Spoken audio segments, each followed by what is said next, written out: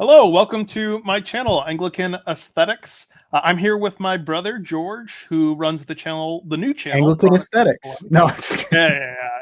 yeah. Who runs the new channel, older brother Grifter.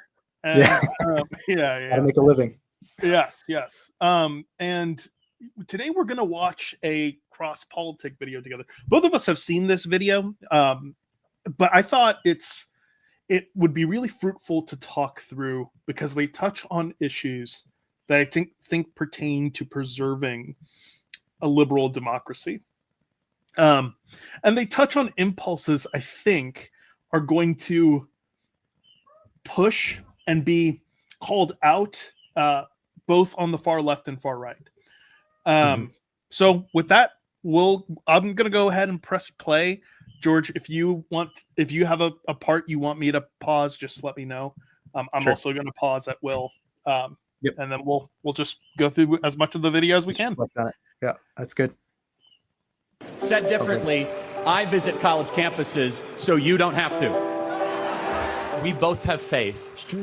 I would argue you have a lot more faith than I do. You have a lot more blind faith to believe that everything around you, love, joy, peace, sadness, is all just a construct of neurons firing in your brain. Yeah, pretty much, yeah. We as Christians have hope that we are going to see our loved ones again, and that we will be in heaven, and that we will be in perfect peace, and that this is not it. In fact, there's something even better awaiting us. So I hope one day that you do seek to find something higher and better, that this is not all for us in our existence. Thank you so much. Fair enough, thank you. Thank you. How do you want to be remembered? I mean, if I die, everything just goes away. How would you, if you could be associated with one thing, how would you want to be remembered? I want to be remembered for courage for my faith. That would be the most important thing. Secret fits just like glitter.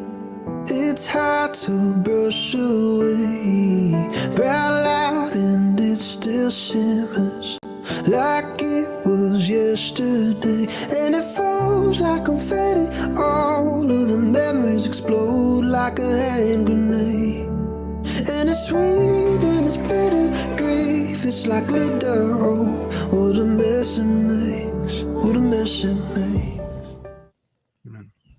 Probably should have saved that video until the end of the show. Well, I want to pause there and just kind of comment.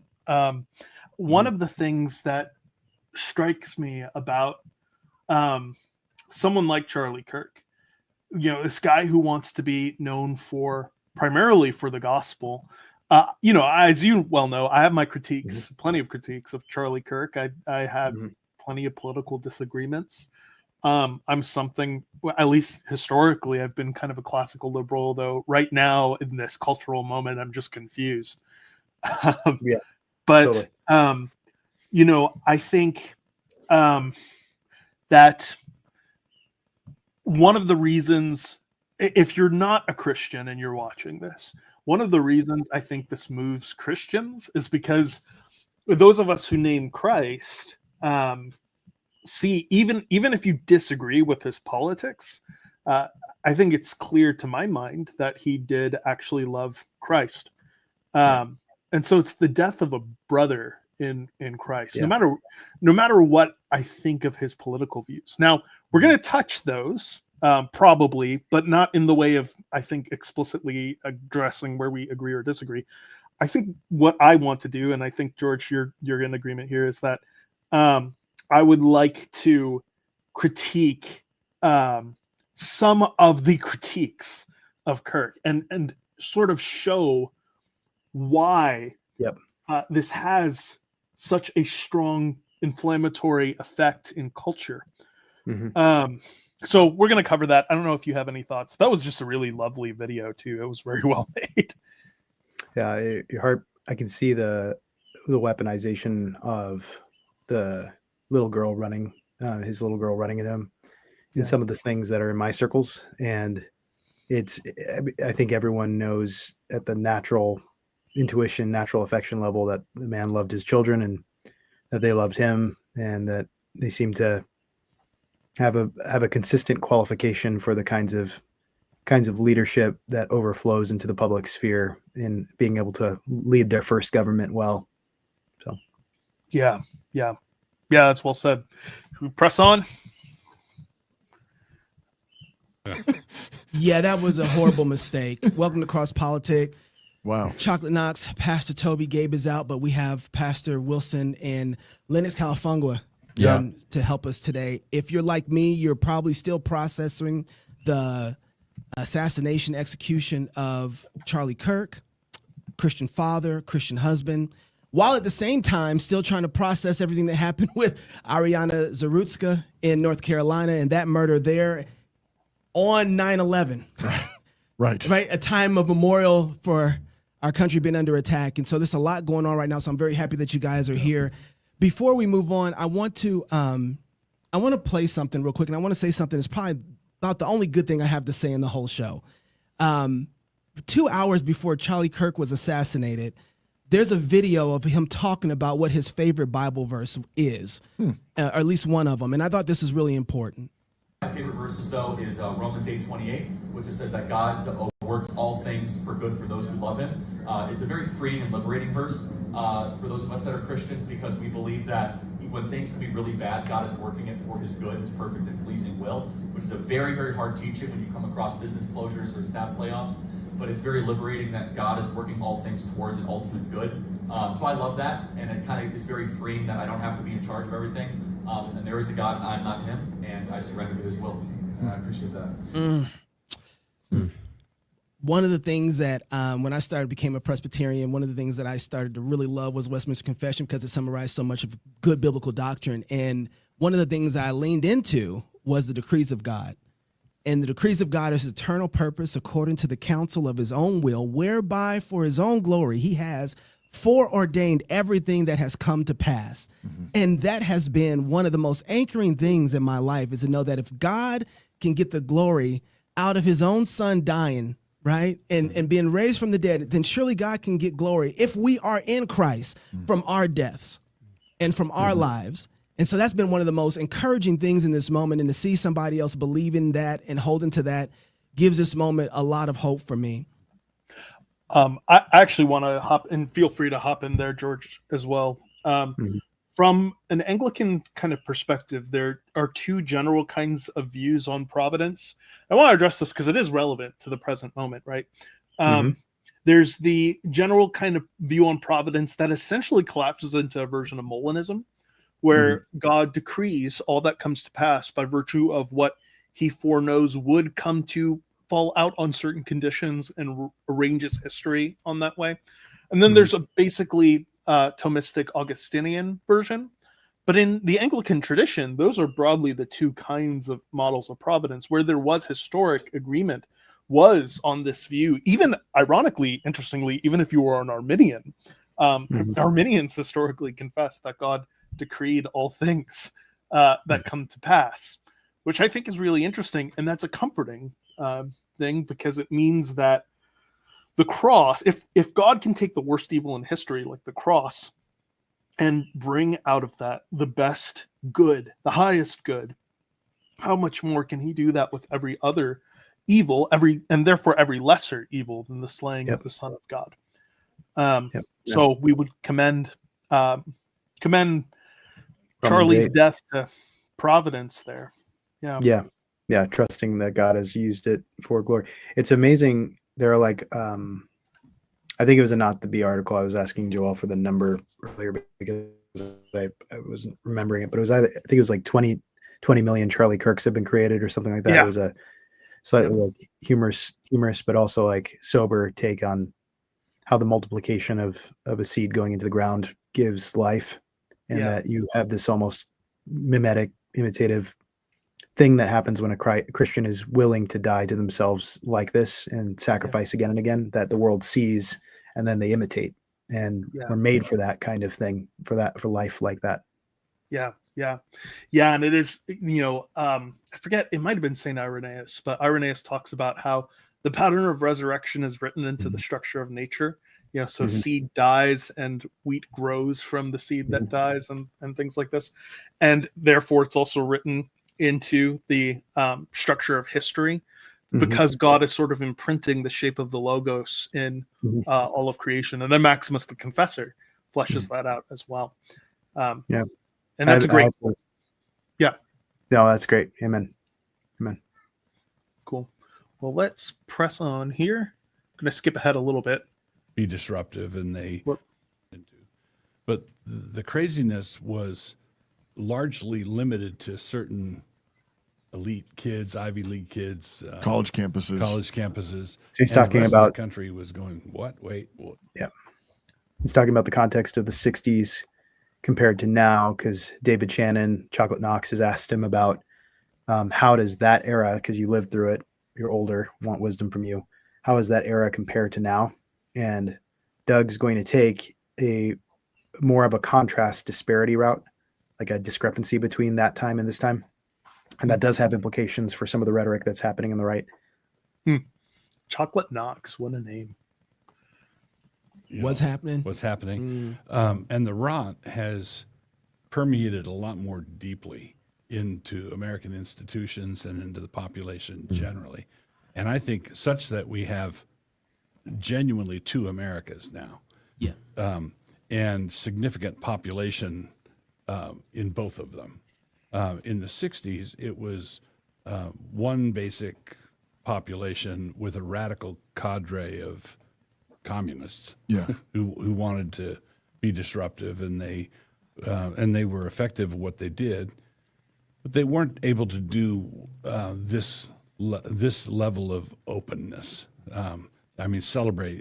There were assassinations that occurred. There have always been, around when you're in societies with a lot of power, there have always been assassinations and skullduggery and whatnot. But the thing that's striking about this moment is the open celebration of it across a wide spectrum of people. There you go. Yeah, I want to, man, I'm curious about your experience. I want to believe that's not true. I want to. I don't know what Facebook has looked like for you. For me, it's just been discouraging because most of I would say the majority, George and I went to the same high school, obviously, not surprisingly. And like, a school called Neuqua Valley, and it's pretty, Naperville's just a kind of pretty liberal, liberal elite is sort of the demographic there. And basically, I would say a good amount of my friends were either openly celebrating it, qualifying it, or just saying they're not going to mourn it. I don't know if that was true for you in your Facebook news feed, but I was just really discouraged by that. Yeah. So mine's aimed, yours is more, I think your algorithm is going to be giving you more on both sides than mine will probably. So I've been focusing more on de-escalating what I'm seeing on in my zone of the right. But I have seen, because I'm on different groups, I am seeing the stuff on X and oh man, what was it? It was just a vile t-shirt. I remember, I was like, debate this, Charlie Kirk, and just like poster that Kristen Hawkins saw, I think at the University of Minnesota or something like that. I just that seeing the laughing emojis, seeing all these like other things where it's just like there's just like what they're getting at is at a popular level. I think the thing that I'm not sure if they address the way that social media and algorithms that seek for outrage influence our ability to accurately understand the online versus offline culture of the moment. Yeah. Because the tricky thing is we did have a huge offline riotous structure a few years ago, Summer of Love stuff. And we have had offline violence that does happen, but it is generally, I think you said this in the stream, and it is generally the left of the political aisle that's responsible for not being willing to legitimate institutions when conservatives are in them. And there's a continual call for this, calling a conservative person a Nazi isn't new relative to Trump. And there's good compilations you can find on the internet relative to this. I'm not saying the left is the villain and the right is the victor relative to virtue. I'm saying that the idea of calling particular elements fascist in society in order to get them out in the American imaginary is a recurring way that we villainize. And so there's all these different layers where we can't, my hope is that Doug's read is mostly not the case because of natural law. Yeah. And because Yeah. of what Charlie seems to have, and this is the thing I've been repeating to others, that Charlie, everyone wants to convince me, I put this on Facebook, but like everyone wants to convince you right now that rationality doesn't work, that rational persuasion doesn't work, but they want to convince you of it. Yeah. And that's the problem, is they have to, in order to persuade you that Yeah. unreasonableness reigns, they have to persuade you, which means they're assuming you are reasoning enough to follow their point. Huh. That's a really good, that's encouraging. That's a really good point. Yeah. So what I've encountered is that, and I actually broadly agree. I don't know that what's funny about this whole thing, right, is how quick this is shifting perspectives all around. Yep. Before this shooting, I don't know that I would have necessarily agreed that, well, this primarily happens on the left, because in truth it does. Like, so, feeling threatened when your ideological opponent expresses an opposing opinion and trying to shut them down, like that's that fact is not a partisan fact. And so, and that has been done on both sides. So before, it's funny enough, like 3 days ago, I would have said, this is a both sides thing. And to some extent, I still think that's true. But interacting now on the ground with, like, people from the left, like people I know, fundamental crazed stuff. Like, well, and here's what's interesting. Like, routinely they ended the conversation. Like, I would engage them, and then they would just end the conversation by blocking me. Like, so if you have the claim Charlie Kirk is a white supremacist, and I say, okay, like, tell me where he said that white people are intrinsically superior to non-white people, and then they'll say, oh well, he said this thing about DEI hires, and I'm like, but that's like, even if you disagree with his argument there, that's still not him being a white supremacist. But no one wants, like, they didn't want to hear that, and that's actually the customary dog bark. That fact is very concerning to me, when people are not willing to talk through terms. Like, that freaks me out in interpersonal relationships. When people are not willing to talk through terms and what they mean when they use words. Because, like, what is the alternative if people aren't willing to defend the way that they define terms? What's the alternative then? Like how do we even proceed on discourse? We can't. It becomes violence. Yeah, because if you disagree with me, you're my enemy. You don't share my world. You're not human. Yeah, one of the people from high school.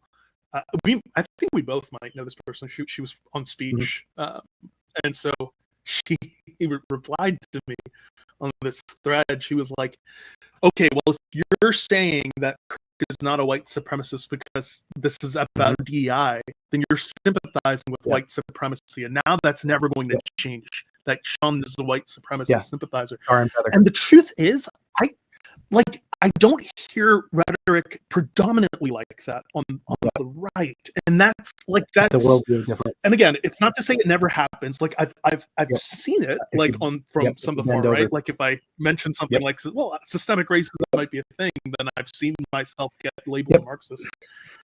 But predominantly that seems to happen on the left, and that's concerning to me. I agree.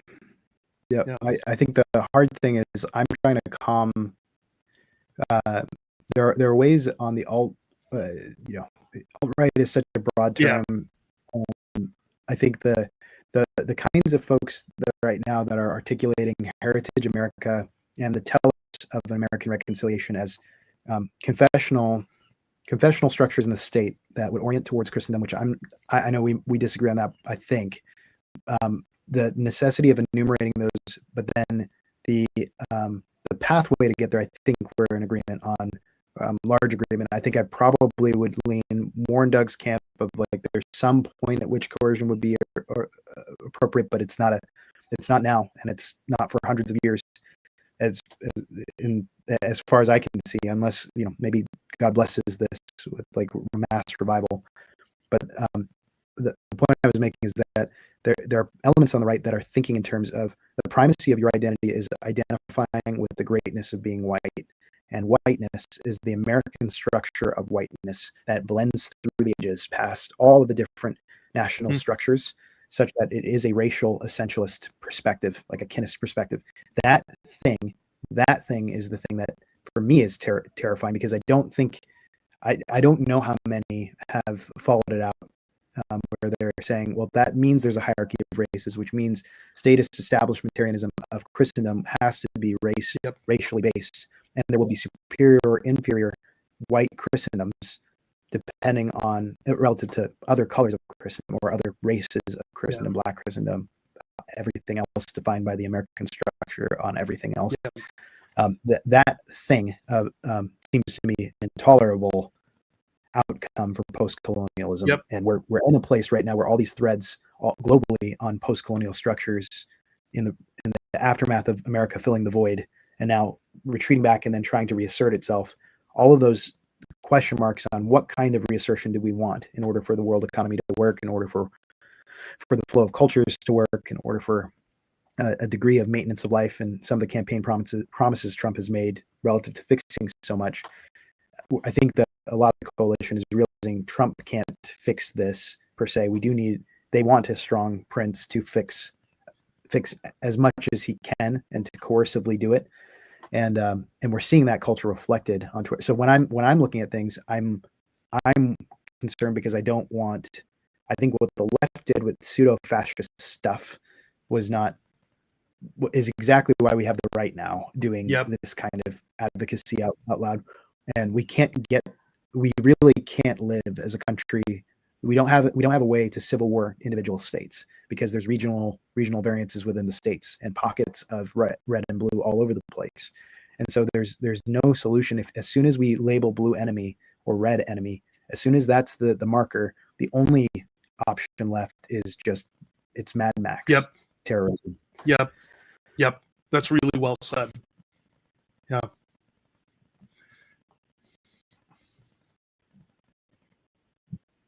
Media personalities, you've got politicians, you've got just random people in the communities. A lot of school teachers. School teachers. That's been amazing to see. Yeah. So we are much more divided. We're much closer to a tipping point.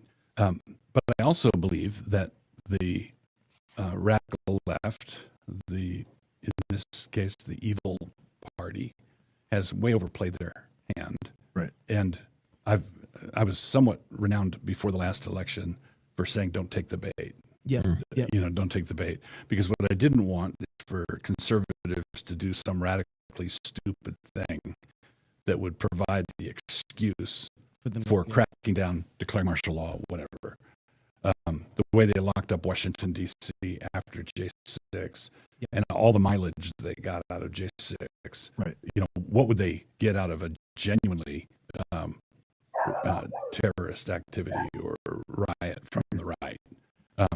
So I didn't want us to do that, because that would be taking the bait. They desperately wanted us to do something like that, and I desperately wanted us to not do something like that.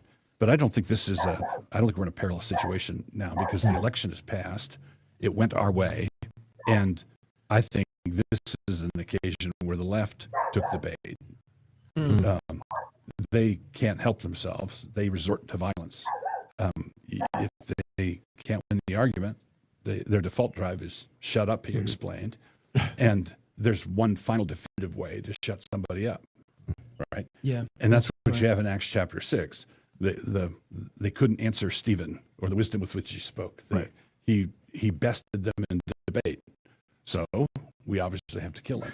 So I want to, there's so much there.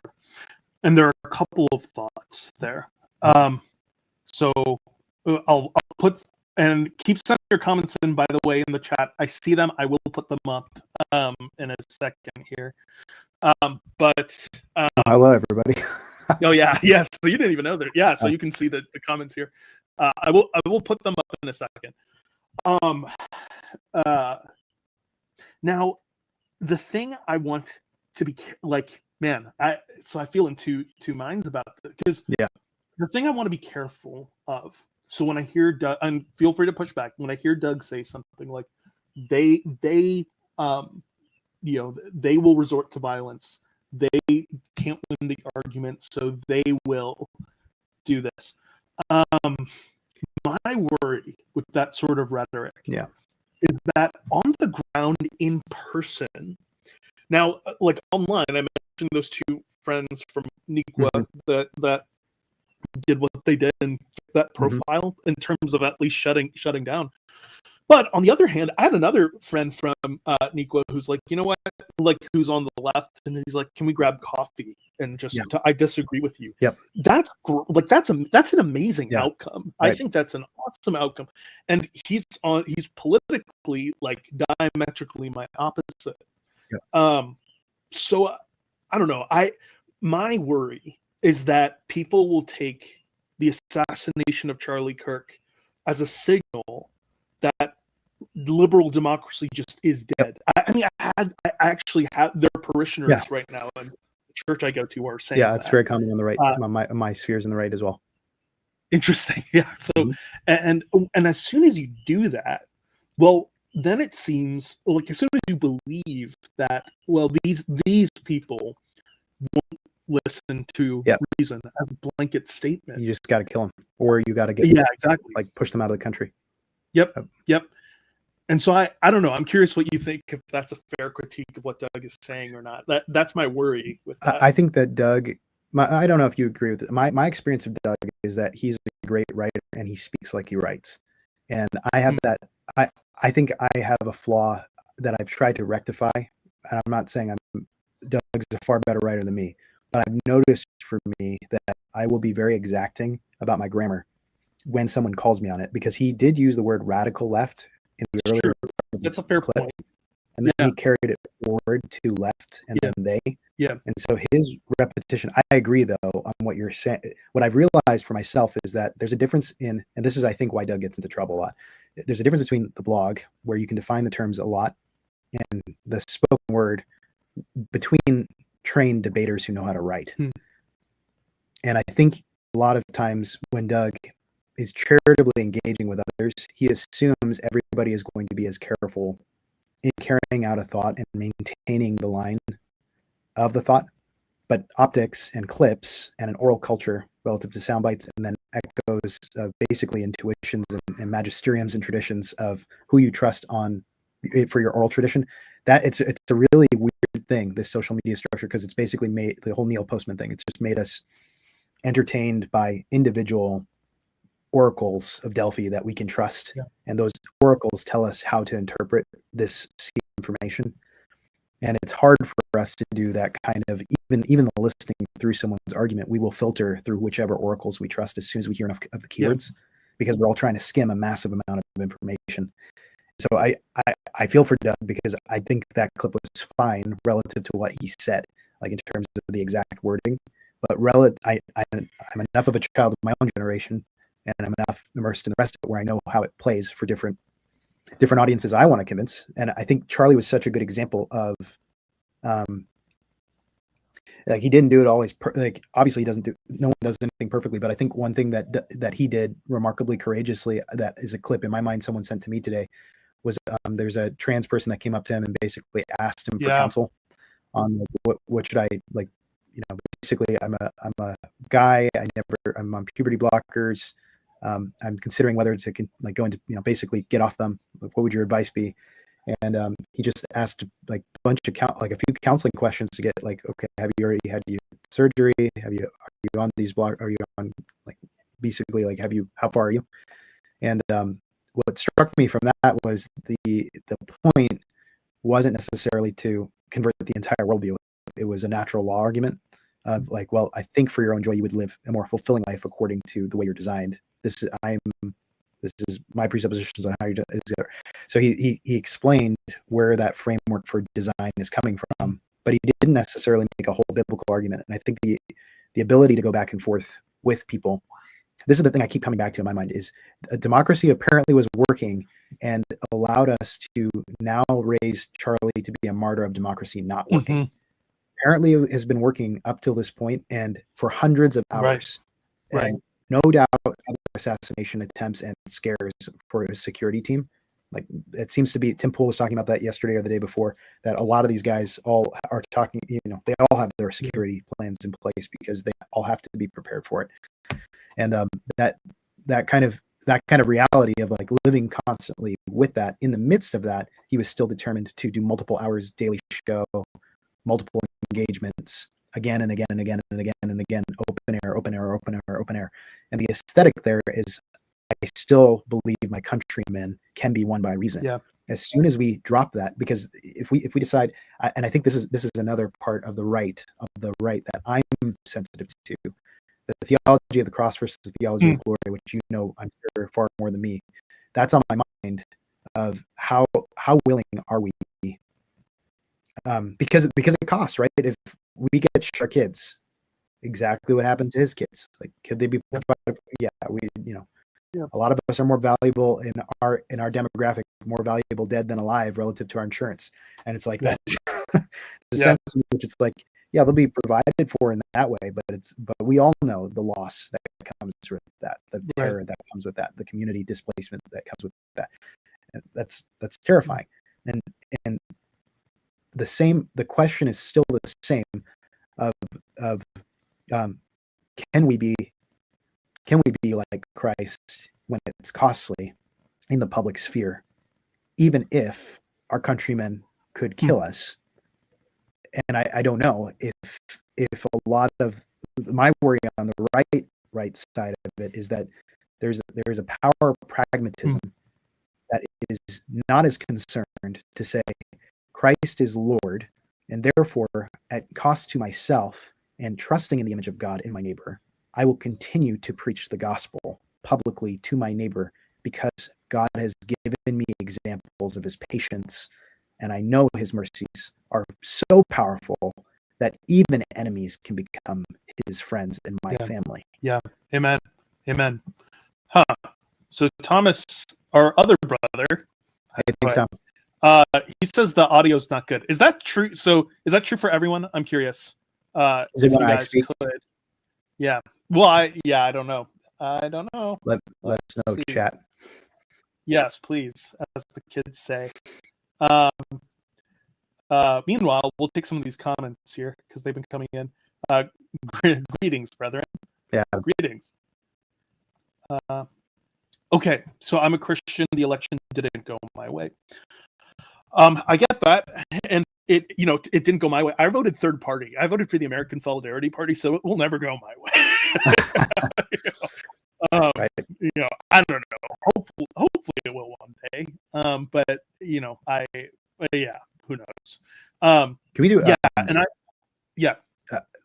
kind of want to get to Jeff's on the bottom there, after this one. If you want, please rest of the chat. Just let us know how our audio is, because it sounds fine, but I don't know how it's. It could be me. I'm wondering if my upload. Yeah, please. You guys are completely overestimating whether our country has been a democracy for a long time for reasons too numerous to detail. I'd be interested in hearing some of those reasons. Yeah. So the reason I think we are a theoretical democracy. So even if you want to say, well, we've never lived up to the Constitution, okay, that's fair. That very well might be true. But I don't know another nation in history that built its government philosophically. The reason I've become, and this is so funny because when I was in college, I was the opposite of I wasn't a patriot at all. Even now, I'm I don't know if I don't like the label patriot, but the reason I've become very much committed to the American project, and actually just very thankful to be an American, is because there is no other government in history that thought through its foundational principles from the bottom up. In every other case, this happened through struggle, through violence, through constant negotiation. But what our founding fathers did is they took the best political philosophy and forged a nation asking the question, what would it be like to secure the conditions for people to be free? That has never been done before.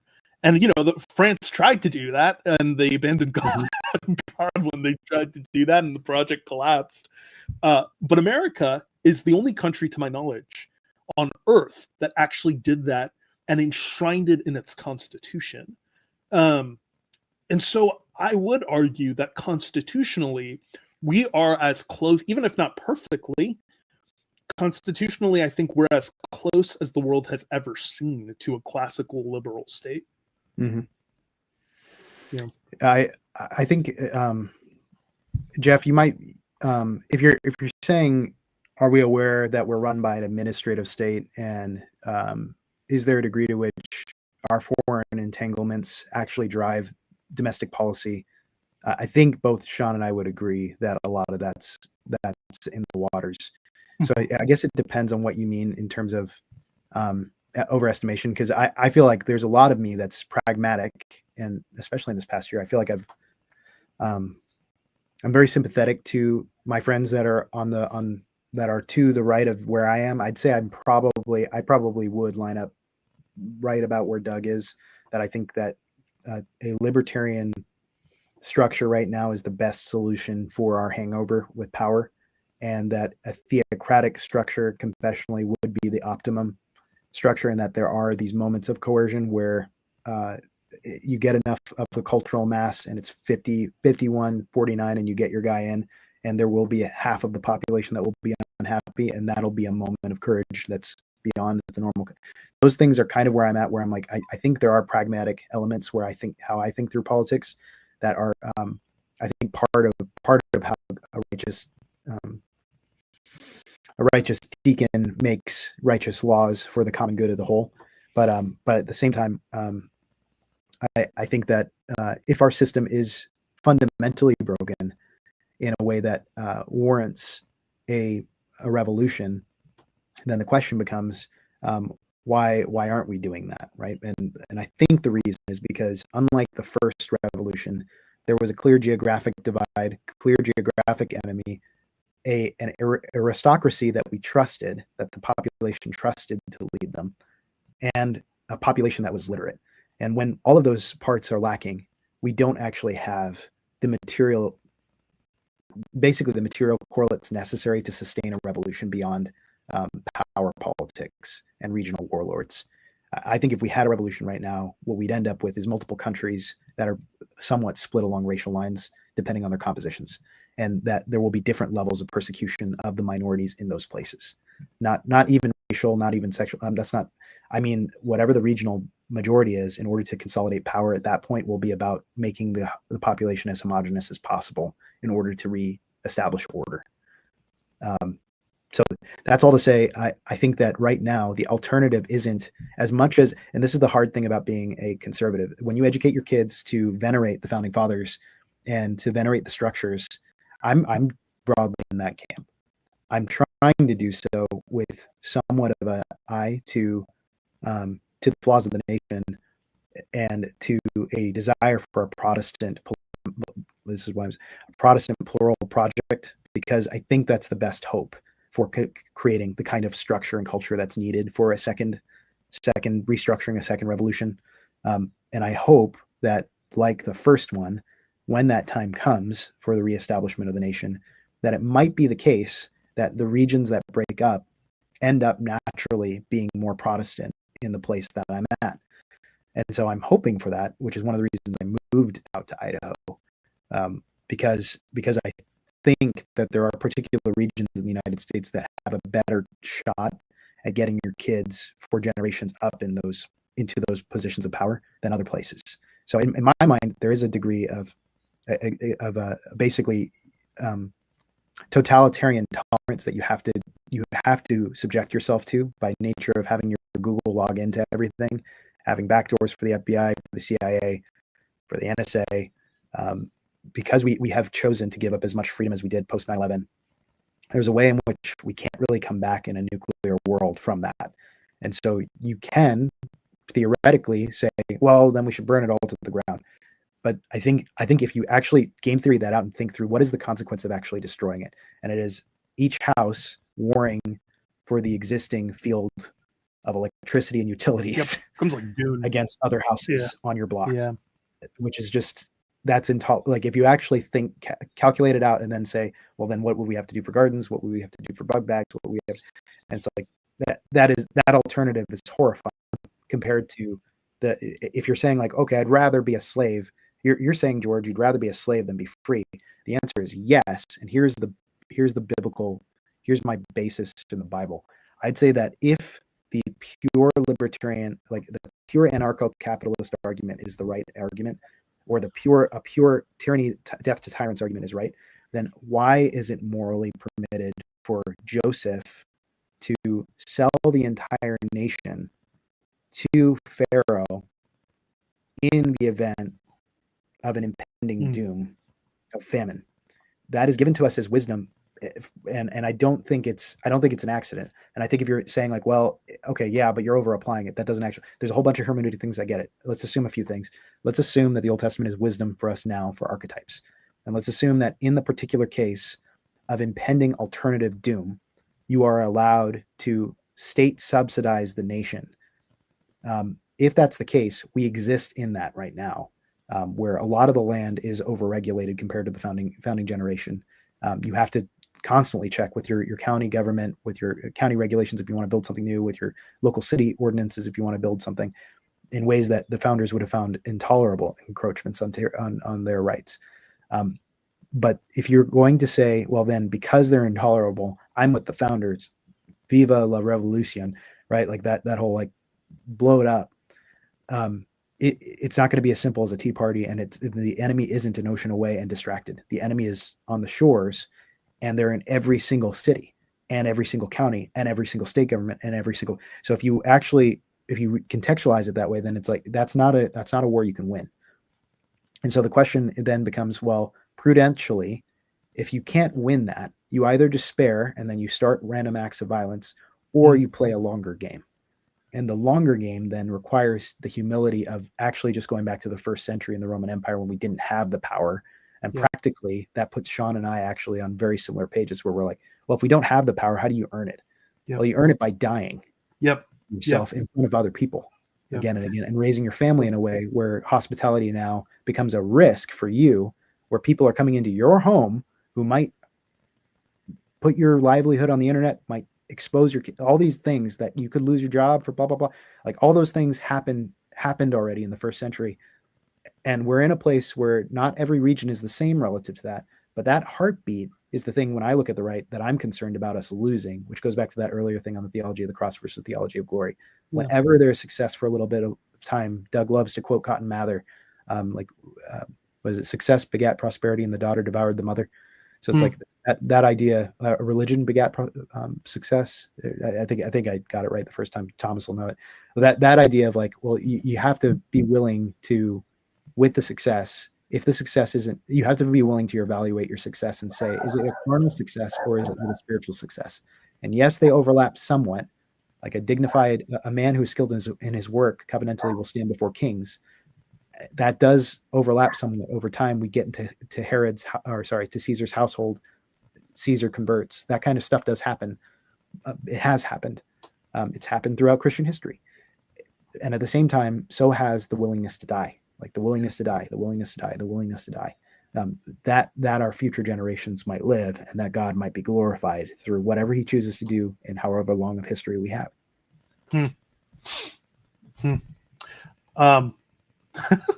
Thomas said he's actually not adopted, but yeah. So if our audio, please do let us know how our audio is. Let us know if you think Thomas is adopted. Just kidding. Just kidding, Thomas. Watch our chat on technology, because none of you did. Okay, so this user says, yeah.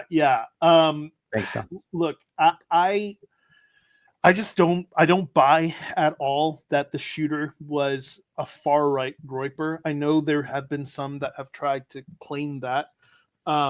It seems pretty clear so far, and I'm willing to be proven wrong, but so far it seems like what happened to this individual is that he this individual, not this individual, but is that the individual was radicalized. The bullet casings seem to have messages of catch fascist.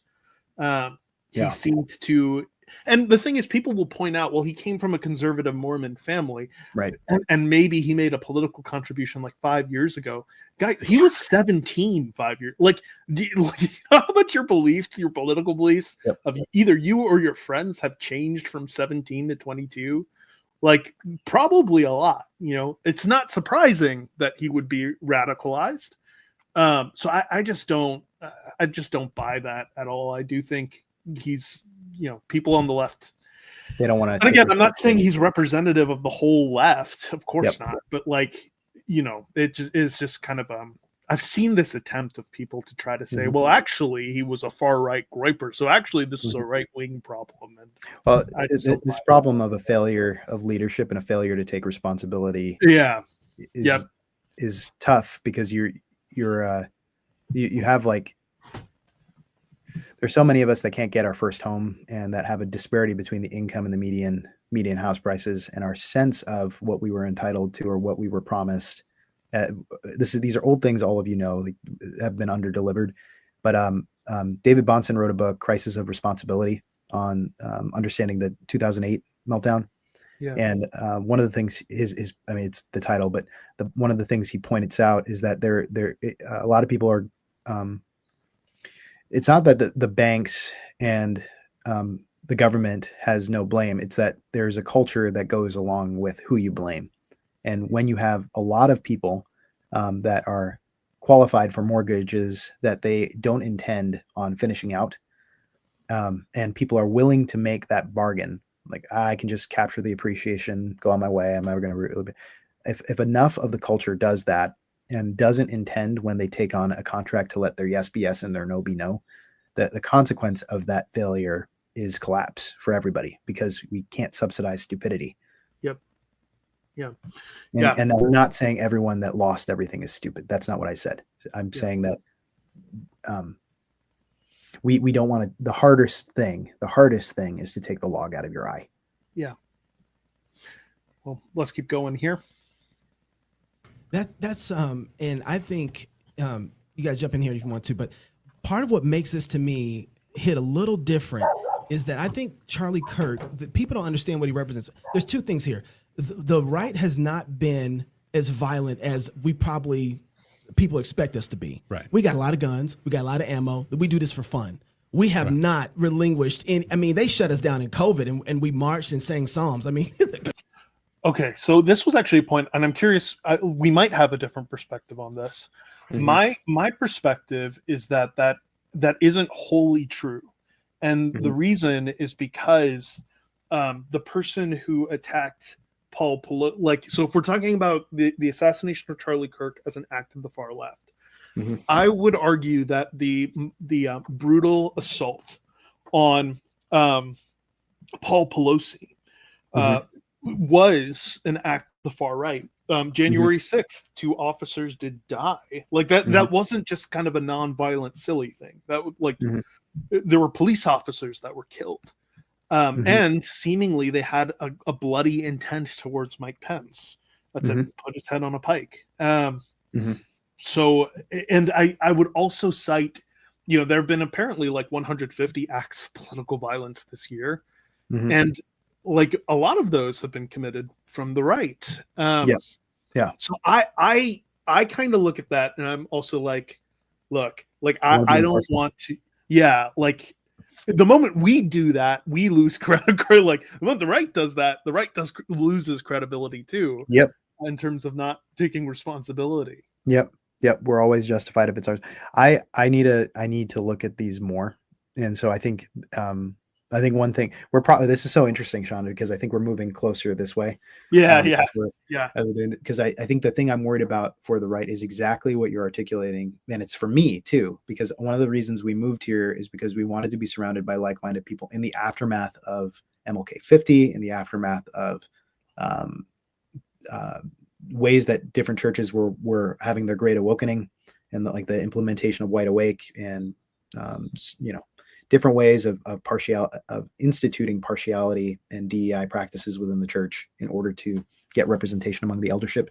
Yeah. Those kinds of things, we just didn't want that, and we wanted a very clear articulation of subsidiarity and what local loves and loyalties and obligations look like. And I think we got that, which is excellent. I think the thing that's that we don't want to do on the right, and that it's metastasized, parts of the right have metastasized into, is articulate our obligations now to ruthlessly pursue the left, regardless of individual beliefs, by nature of association with individual points that we disagree. So that kind of thing, not making distinctions between the unreasonable person who is murderous. So there's a database, I think, circulating right now of like 20,000 plus names that someone has, like normal Twitter hyperactive stuff, right? That people do where it's like, I have time, I'm gonna, make that someone made a database of all these names of people who have in the past, I think 48 hours said stuff about Charlie that was murderous, right? Or celebrated the murder. And then I think like general location, employment, and then I think it was like zone area. Someone made a website. I didn't know there was a website. Wow. Something like that. It's like a database. It's something that's publicly accessible. It's not as bad as when there's doxing and it's address, etc. And I've heard that happening on the right too, with some pastor recently who's famous in Texas has gotten a lot of his home information leaked, and now he's had to leave his home in order to. So stuff like that, where it's like death threats plus that, and it's just vile. But this thing on the database thing is specifically to enable people to target people at work and to get them fired. And this stuff was happening on the left for years. And so part of this is like we are justifying this endless cycle of vengeance. And until someone says, "I know you did me wrong, here's my cheek," until that's done very clearly as a cultural movement, as a cultural conviction, until that's done, because individuals can do it and they'll just be shouted down by the other guys. The willingness to be like what the clip started with Stephen, the willingness to be like Stephen, or the willingness to be like Jesus is something that we're willing to re-articulate Jesus as the crushing king and as the conqueror of the Ottomans, or as the, not willing to articulate him in his own time as paradigmatic for all times. Right. And that's let's keep going on that. But that's and that's great. Like, we forget the form of the church's existence right now is cruciform. Like, resurrection is coming. The final glorification of all. We will follow our Lord through death and into resurrection. But right now, the glory of the church is also hidden in these mortal, vessels, these suffering vessels, which means right now the form of the church's life should be one of the cross.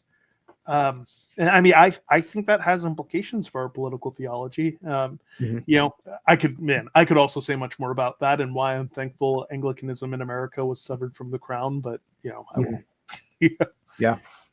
Or we might die to ourselves. Yeah.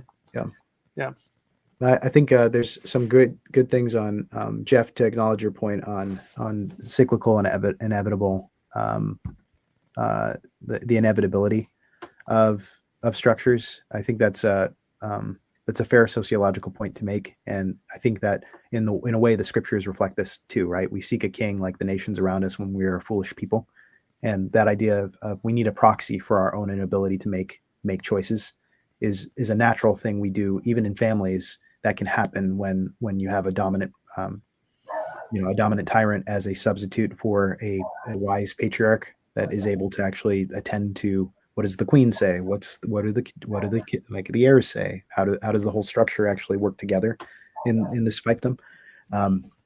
So I think that just plays out really upwards, and that hits Thomas's point on the nature of monarchy and constitutional republic. I think I wouldn't say they're necessarily. I'd say there's a kind of monarchy that's not inherently inferior to a constitutional republic, and I think Pastor Doug's probably said this publicly elsewhere, but the idea of basically the law being enumerated as a covenantal structure that the king is subordinate to underneath the kingship of God seems to me. I like the English theoretical structure, I think the issue is the reality over time devolves exactly what I'm not going to say anything that you guys don't know. I think the American laboratory shows us that distance over time between the crown and the people requires layers of subsidiarity. And because of those little kings, there is always the possible little tyrants. Yeah. Yeah. Well said. Well, right. But right. this moment is a little different to me, because what we saw in Charlie Kirk was ourself, a Christian man who loved our country, right? Who was trying to, in a lot of ways, to restore back a lot of the virtue and the morality that we see in our society. And he decided to go to college campuses to talk to people, to create dialogue. There's so many clips of him online saying, hey, let's talk, because as soon as we stop talking, it gets hot. Yeah. Right. And so, but that's exactly why they wanted to kill him. Right. Right. Because he did want the conversation. He was trying to talk, and he was gaining ground in one of their places that they have a stronghold in. Yeah. And keep in mind that Charlie Kirk was a moderate. Right. Yes. Charlie Kirk was not an extremist. And of course, the left's play is whoever's running for president, anybody to Mitt Romney and the right is a Nazi. Extremist. If they, I want to pick up actually on that point, because I do think it's a fair point, because in some ways Charlie Kirk at least was, I mean, one could make a case that more recently he was getting more more far, like not far right, but more in that direction. But like in general, he was kind of a pretty like classic, almost milquetoast conservative. Yep. And one of the things that Wilson noted there of someone like Charlie Kirk being called a fascist and a Nazi, it's actually one of the things I wanted to talk to you about, because I think you would have good insights on this. It seems to me that part of the problem we have in culture right now is the problem of verbal slippage and exploiting verbal slippage. So what I mean by this is this. Yeah. If I say, for instance, Charlie Kirk says that Michelle Obama, Ketanji, Brown, I think that's her name, right? The Supreme Court Jackson. These are not, these women are not qualified. Mm-hmm. What people do, and people have done this on Twitter, which has just been wild, of people saying, see, Charlie Kirk says black women are not qualified, right, to lead. Yeah. And like you can see why. And then when you press them, they're like, well, these women are black. And so he's saying that these black women. Yeah, you're playing language games. That's all I meant. Right? Yeah. Exactly. Yeah. And it's dishonest. It's dishonest when anyone does that. Yeah, totally. But I have found, at least, that the issue of slippage makes it really difficult to talk to each other. And frankly, I do find this more of a problem from the left. Yeah. Where if I say something like, yes, abortion is murder. Yeah. Then what someone hears is, well, therefore, Sean, whether you are for repealing a woman's right to vote or not, therefore Sean is for repealing a woman's right to vote. Therefore, Sean is for, restricting, like banning women from the workforce. Therefore, so there are all these loaded concepts that people sort of pack into these terms that I might not even actually be aware of, which makes dialogue almost impossible, because I can, like, for years, I really tried, and again, it's this assassination of Charlie Kirk that's like getting me to try to rethink all my strategy, right? Because I have tried for like the past 12 years since coming to Christ, tailoring my speech so that I could speak in the language of those who I'm speaking to. Because, like largely the non-evangelized in our country, at least for up until recently, were largely liberals. Even though now there's a secular conservative movement, which is interesting. But up until recently, it was secular liberals. And so I tried really hard to like figure out how to say what I'm saying in a way that would be intelligible to them, But then at the end of the day, there's always something, like some assumption, some connotation that because I'm not omniscient, I don't know what people are assuming. Right. And so that makes like discourse almost impossible to actually have, no matter how much I tailor my speech. And that makes me question the whole, like, should I even actually do that? Like, is that actually missionally? Missiologists will tell you you're just being a good missionary. Right. And at first I was like, yeah, okay, that's great. Yeah. But then now I'm like, well, you also win them to what you win them with. And that makes me wonder then of like, I don't know where the balance is there of tailoring my speech to who I'm talking to anymore. Like, I just don't know the balance anymore. I don't know. I'm curious how you're processing that. I think there's a way in which one of the things that drew me out to here is because I wanted to imitate the faith of people that I trusted, and I was reading my Bible and seeing the wisdom that was coming from here in Idaho, where I was not able in Minneapolis to imitate that wisdom without going through a large, detailed explanation through a bunch of different frameworks to justify the point I was making. And so qualification, point. And what you described was similar to my experience of, I would basically do a lot of lengthy legal work in order to make simple points. Yep. And because I didn't want to waste time arguing back and forth with people. So I was assuming the way that I could get there was preface, point. And what I realized, there are multiple levels of immaturity on my side, where I realized that, frankly, people will not admit when they don't follow a point, because none of us like to look stupid. Yep. And I'm realizing more and more, it's just changing the discourse such that slippage, what you described earlier, is just said, yeah, I got that wrong, thanks. And then moving on is so important. That doesn't address your greater point, which I agree with, Sean, that the left has, because of swallowing so much of progressivism's restructuring of the map around your individual grievance, there is a way in which bitterness pollutes the soul and it pollutes the intellect, such that you can't really make determinations on part of maturity. I think this is Hebrews, right? You grow in maturity by being able to test again and again the good from the evil. Yep. And part of the renewing of our minds that we do is this practice with the standard of truth in making prudential calls again and again and again and again. And that includes the possibility as finite creatures of getting things wrong. But if you don't accept your ability to be a finite creature that can get things wrong, and if you make your perspective the ethical determining point for every other person, then you are at the center and you are the God of yourself. Other people, and you will not accept anything less than worship. And I find that mindset more characteristic of the rejections of natural law that are characteristic of the left. On the right, there might be an embrace of natural law structures and then a failure to actually follow out those intuitions in terms of, well, the structure is a paradigm underneath Christ. Yeah. And that's a different kind of, it's just that's 90s Democrats that you're dealing with on that side. It's just not the same. It's not the same way of engaging in terms of calling to repentance. That's great. Pseudo Jerome Prague says, "Hey brother, I'm a Canadian. Thank you. Praying for peace in your nation." Thanks, Thomas. Praying for all of us. Tom, did Thomas want? Did he want? I invited him. Yeah. I think he's working. Okay. But listening to a podcast, he's listening. He's doing his work just for anyway. Jeff, on your points, you raise great ones. I need to look more at Paul Pelosi and understand that better. You could be right.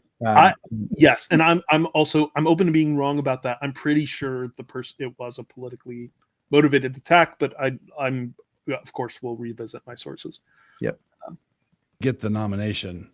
They're a Nazi. Right. And Charlie Kirk was responsible. He was doing the very thing that all the advocates of free and open societies say that we ought to do. Right. Respectful dialogue, he let the other guy say his piece, and then you answer. Yeah. Basically, free and open exchange of ideas. That's what he was all about. And they couldn't answer him, and they couldn't answer his arguments, and so they shot him. I think he is arguably a major factor in Trump's reelection. Yes. Particularly among young people. And so I think part of this is also them looking down the road and saying, if he keeps doing this, JD's in. Yeah. Easy. Well, this is 20 years too, right? Like, cause he's 31. Yeah. JD's in. Charlie Kirk. How is he not up next? And then you got JD, and then a lot of people were talking. Vice President JD. Right. So I think that's the play. Is I think they saw this as like, we can't stop this. He's gaining ground. I saw comments online. I don't just hearsay, but Gavin Newsom's son is apparently a big fan of Charlie Kirk. And it's like, oh, so are they losing? Like, are the leftists actually losing their kids now because of his evangelism? Sort of in every sense. I mean, conservatism, the gospel. Right. It's a threat. And so it seems like to me, because I was going to ask you about, because someone hit me up online and said, hey, I think we should take this bait. And that line to me is like, I know that line that comes from bait. Bait isn't a trap. Right, exactly. Let's not take bait. Yeah, and so there is this question, like, so I think people are, especially conservatives, I think they've been radicalized. Yeah. And by this moment. Right. Yeah. Right. And so so you're saying this is not the same sort of moment of taking a bait. This is different. But let's define take the bait. What I mean by taking the bait is I say don't do something stupid. Right. And you should never do anything stupid. Don't do that. Yeah, that's always a bad idea. Even if it seems like direct action. Right. So the J6 incursion into the Capitol accomplished nothing for conservatives. Now, the left way overreacted and mistreated the protesters and all of that. But we gave them the opportunity to do that. So my definition of take the bait was something like J6. When I say don't take the bait, I do not mean don't fight. I mean fight. And here, I think we have to fight across the board until the Democratic Party is no more. Right. That's what I want to talk to you about. What does it look like to fight? Because there's this clip that I wasn't going to play any other clips online because there's a bunch of them, by the way, of people pouring out hate against against Charlie Kirk and then just saying horrible things. But this one video I thought was really important because I think it encapsulates the moment that we're actually in. The sympathy for Charlie Kirk is weird. There seems to be this weird emphasis on taking the moral high ground and that you are somehow a better person if you're like, I feel bad for his family. This is the world he wanted and the world he was building. This is a white supremacist who wanted both of us dead. He was shot in the middle of saying something transphobic about trans people. And yet you want to have sympathy for him. You don't have to like violence, but I'm confused as to how you thought the revolution was going to be magically bloodless. So that, I mean, man, it's so so it's funny as we were streaming, this is related. There's a person who's now, says I'm gay and Episcopalian, and it's very common among Episcopalians. Sorry about that. He says, as a physician, I will never and can never celebrate the destruction of a life. I'm additionally not obligated to be sad that a Nazi is no longer able to achieve his goals of destroying life himself. So this is what we were talking about earlier, where the people who say Charlie Kirk was about to say something transphobic. Okay, define what you mean. Like, what do you mean by transphobic? Oh, you just mean opposition to trans people, like opposition to transgender ideology. Yep. You don't mean right. But the thing is, I've never heard Charlie Kirk say, I want trans people dead. Nope. I've never heard it. In fact, I've seen the opposite. Yep. In fact, like the criticisms on our side up until the assassination have been, maybe you could go harder on all of it. Yeah. And so it's like now the assassination happens. Nick Fuentes hated him, which I and I saw I appreciated Nick's I think he had that Rumble stream where he's like going. Yeah, I was shocked. I was surprised. That was, I think, an honorable move on his part, and also I hope we hope I hope he repents. I hope the best for him, like where it's like, Yeah. you know, if you are willing to actually, exactly. So, Yeah. I think coming back from Nick, coming to this thing and saying like, well, if you are unable to argue with people in your life about essential portions of your identity, repent if it's not rooted in Christ. Yeah. Is the big thing. And I think this goes back to your point on how to engage with someone who's doing that. I think just asking them, do you identify a Nazi as anyone who disagrees with you might be the question to actually get them to start that process of thinking, if they are still reasonable or reachable. There's certain kind of demonic stuff where it's like, this isn't going to come out by prayer, except by prayer and fasting. It's like where we need mass prayer and fast. And one of the things I love about my church community here is our response. I think like a lot of other church communities has been, in light of this, characteristic of conservatives. This is, again, it's a different mindset. It's like, oh man, terrorist attack. What should we do? Let's go get our guns. No, it's actually been largely, you know what we should do? Go to church. We should go to church and we should pray and we should hold a vigil. And that's been like almost the widespread reaction to this. I haven't heard of anyone taking their gun and doing things yet, but I think that the big question is which part is going to win in terms of each coalition. And in the left, the radicals who are willing to, the courage that's required for a moderate liberal person to say the violence is bad, you are despicable for suggesting more violence or the legitimizing of violence. Really quick, I'm going to add Cleve Tantiquity on stage. Hey, brother. What's going on? Good to see you.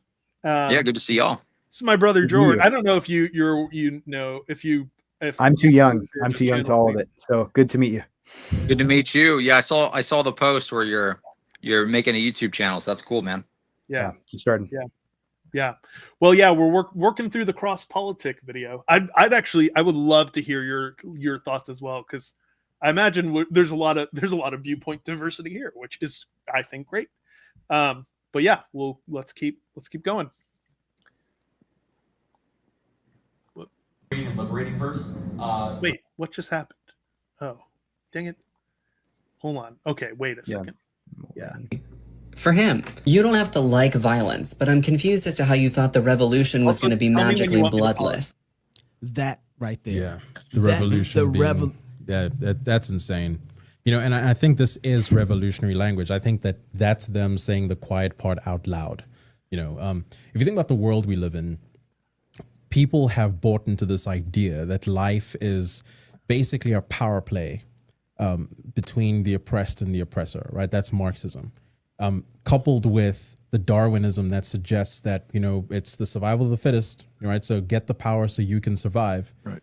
And that's those are the kind of philosophies that undergird violence, right? Like the revolution that we're seeing now. And it's not principled on truth. It's not principled on anything virtuous whatsoever.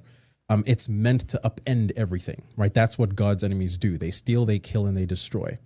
And that's exactly what we're seeing here. And I think that's exactly what Charlie Kirk was seeking to expose, expose the lies. And he's speaking to people who have embraced lies to the degree to which they're trying to poison absolutely everything. Yeah. Not only have they embraced lies, but they've embraced manifest lies. Right. Yes. Like this person, this entity. I'm going with man, who is very confused. So he says, Charlie Kirk wanted me dead and you dead, people like us dead. Well, here, a simple question. How can you tell who wants who dead? Well, by who shoots who. Right. Right. So Charlie Kirk did everything he did in terms of persuasion and discussion and interaction. He did nothing violent. He did nothing to encourage violence. He didn't indicate that he wanted this gentleman dead, unless you go with some metaphor like dead naming. Right? He might go for dead naming, but he didn't want him dead. Didn't want to shoot anybody. And so I wanted to pause there because actually that side I thought that side comment was actually pretty helpful. Like unless you go with dead naming, because that side does seem to count dead naming as a kind of murder. And again, so Cleve, some of the context here is like we're just thinking through like where do we go in terms of the possibility of dialogue, the possibility of being able to interact with the left in the opportunity to preserve a liberal democracy. Sure. And I want to say it's still possible, even if now I am scared that that's becoming increasingly less possible, and what that means. I think, in my opinion, in a pragmatic sense, I think right now the dialogue piece needs to be focused less on debunking their claims as if the two claims are on equal terms. I think we need to more. I want to be careful with my words, but obviously, I mean, some of these opinions I think just need to be mocked. I think that like there's a time to have intellectual discourse, and there's a time to say you're a crazy person, go back to the fringes of society. I think we need more of the second option, but also we need to hold the people accountable that are making these absolutely insane, violent takes online, like the ones that were mocking Charlie Kirk's passing. Yeah. And like celebrating, like those people, they need to lose their jobs. They got to get forced to the fringes of society. But I think that's just the productive way forward. Now, obviously, there's still going to be people who have these kind of debates, have dialogues. We're going to have to do it on the public stage, of course. But I think at the pop level, like pop apologetics level, it's just got to be. It's got to be mocking. I mean, I don't think we can take their position seriously when the person can't even tell if they're a man or a woman or what bathroom to use. You know, at that point, it's just got to be like, dude, why am I interacting with you in any serious intellectual way? Yeah. So here's my own worry about that. Actually, what Jeff brings up here, if they feel they can't be their authentic self, they die. So one of the things I'm thinking through is the fact that if in their mind, which I agree is absurd to say, if someone quote unquote dead names you, it's violence towards you. Like there's something unhealthy in the culture that's the point to which we've gotten. That said, that is the point at which we're at. And so one of the things I'm still wrestling with is how do you I would prefer a trans person does not kill themselves. And it does seem now what feels somewhat manipulative from that community is this claim that if you use my wrong pronoun I will kill myself. Like there are abusive relationships in which that sort of rhetoric is used. I get that, but I think having passivity on this particular issue only encourages the next generation to embrace those same insane ideologies as if they were some kind of tenable position.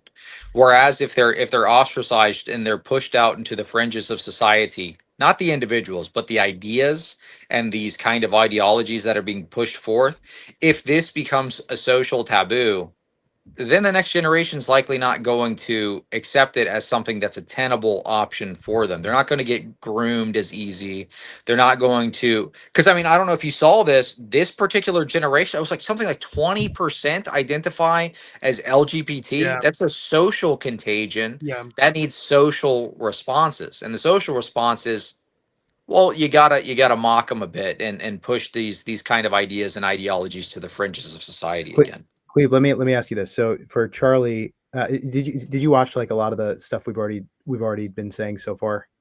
I want to make sure I'm not. I mean, I'm pretty well. I've been streaming about the Charlie stuff all day and all week. So, well, the reason why I asked is because this point is one that I made earlier that I'm curious for your take.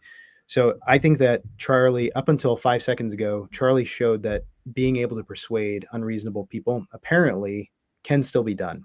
Apparently, because he had his daily web show, plus he had multiple engagements on college campuses. Total that up for how many different types of assassination attempts that have been fielded that we haven't heard about, or that now that are in contrast to this one. I think when you're looking at this, are you seeing it as more the paradigm has shifted? Charlie's assassination means this discourse is no longer appropriate. Or are you seeing it as, well, it just means that tactically there are contagion ideas that we ought not to treat with the seriousness of other ideas? Yeah, the secondary option. I mean, this is a tragedy, but it doesn't necessarily speak for the entirety of the left. But I think the reactions show how bad the problem's gotten. Fair Yeah, enough. Charlie did good work, and you can. I'm not saying he did anything wrong or anything like that, like in trying this approach, but that affects change on the individual level. When we're talking about a social contagion, you need kind of a social solution. The social solution in this case, I think, would be to push the ideas to the fringes and make them taboo again. I mean, that's ultimately, I think, what needs to happen. It can't be, to use their own terms, it can't be normalized.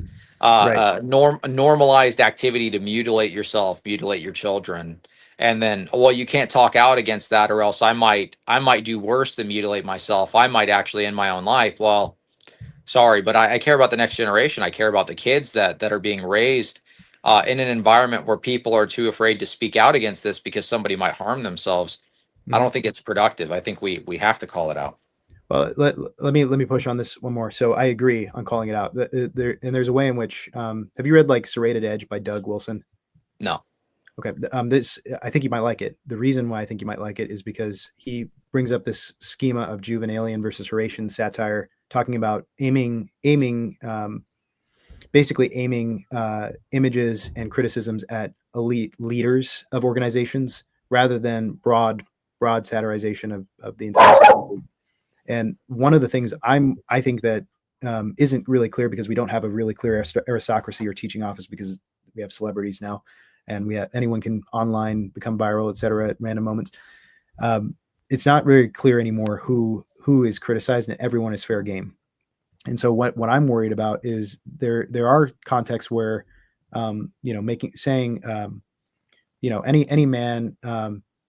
any man worth his salt knows what to do with his penis, like that kind of thing that you could say like as like a clear.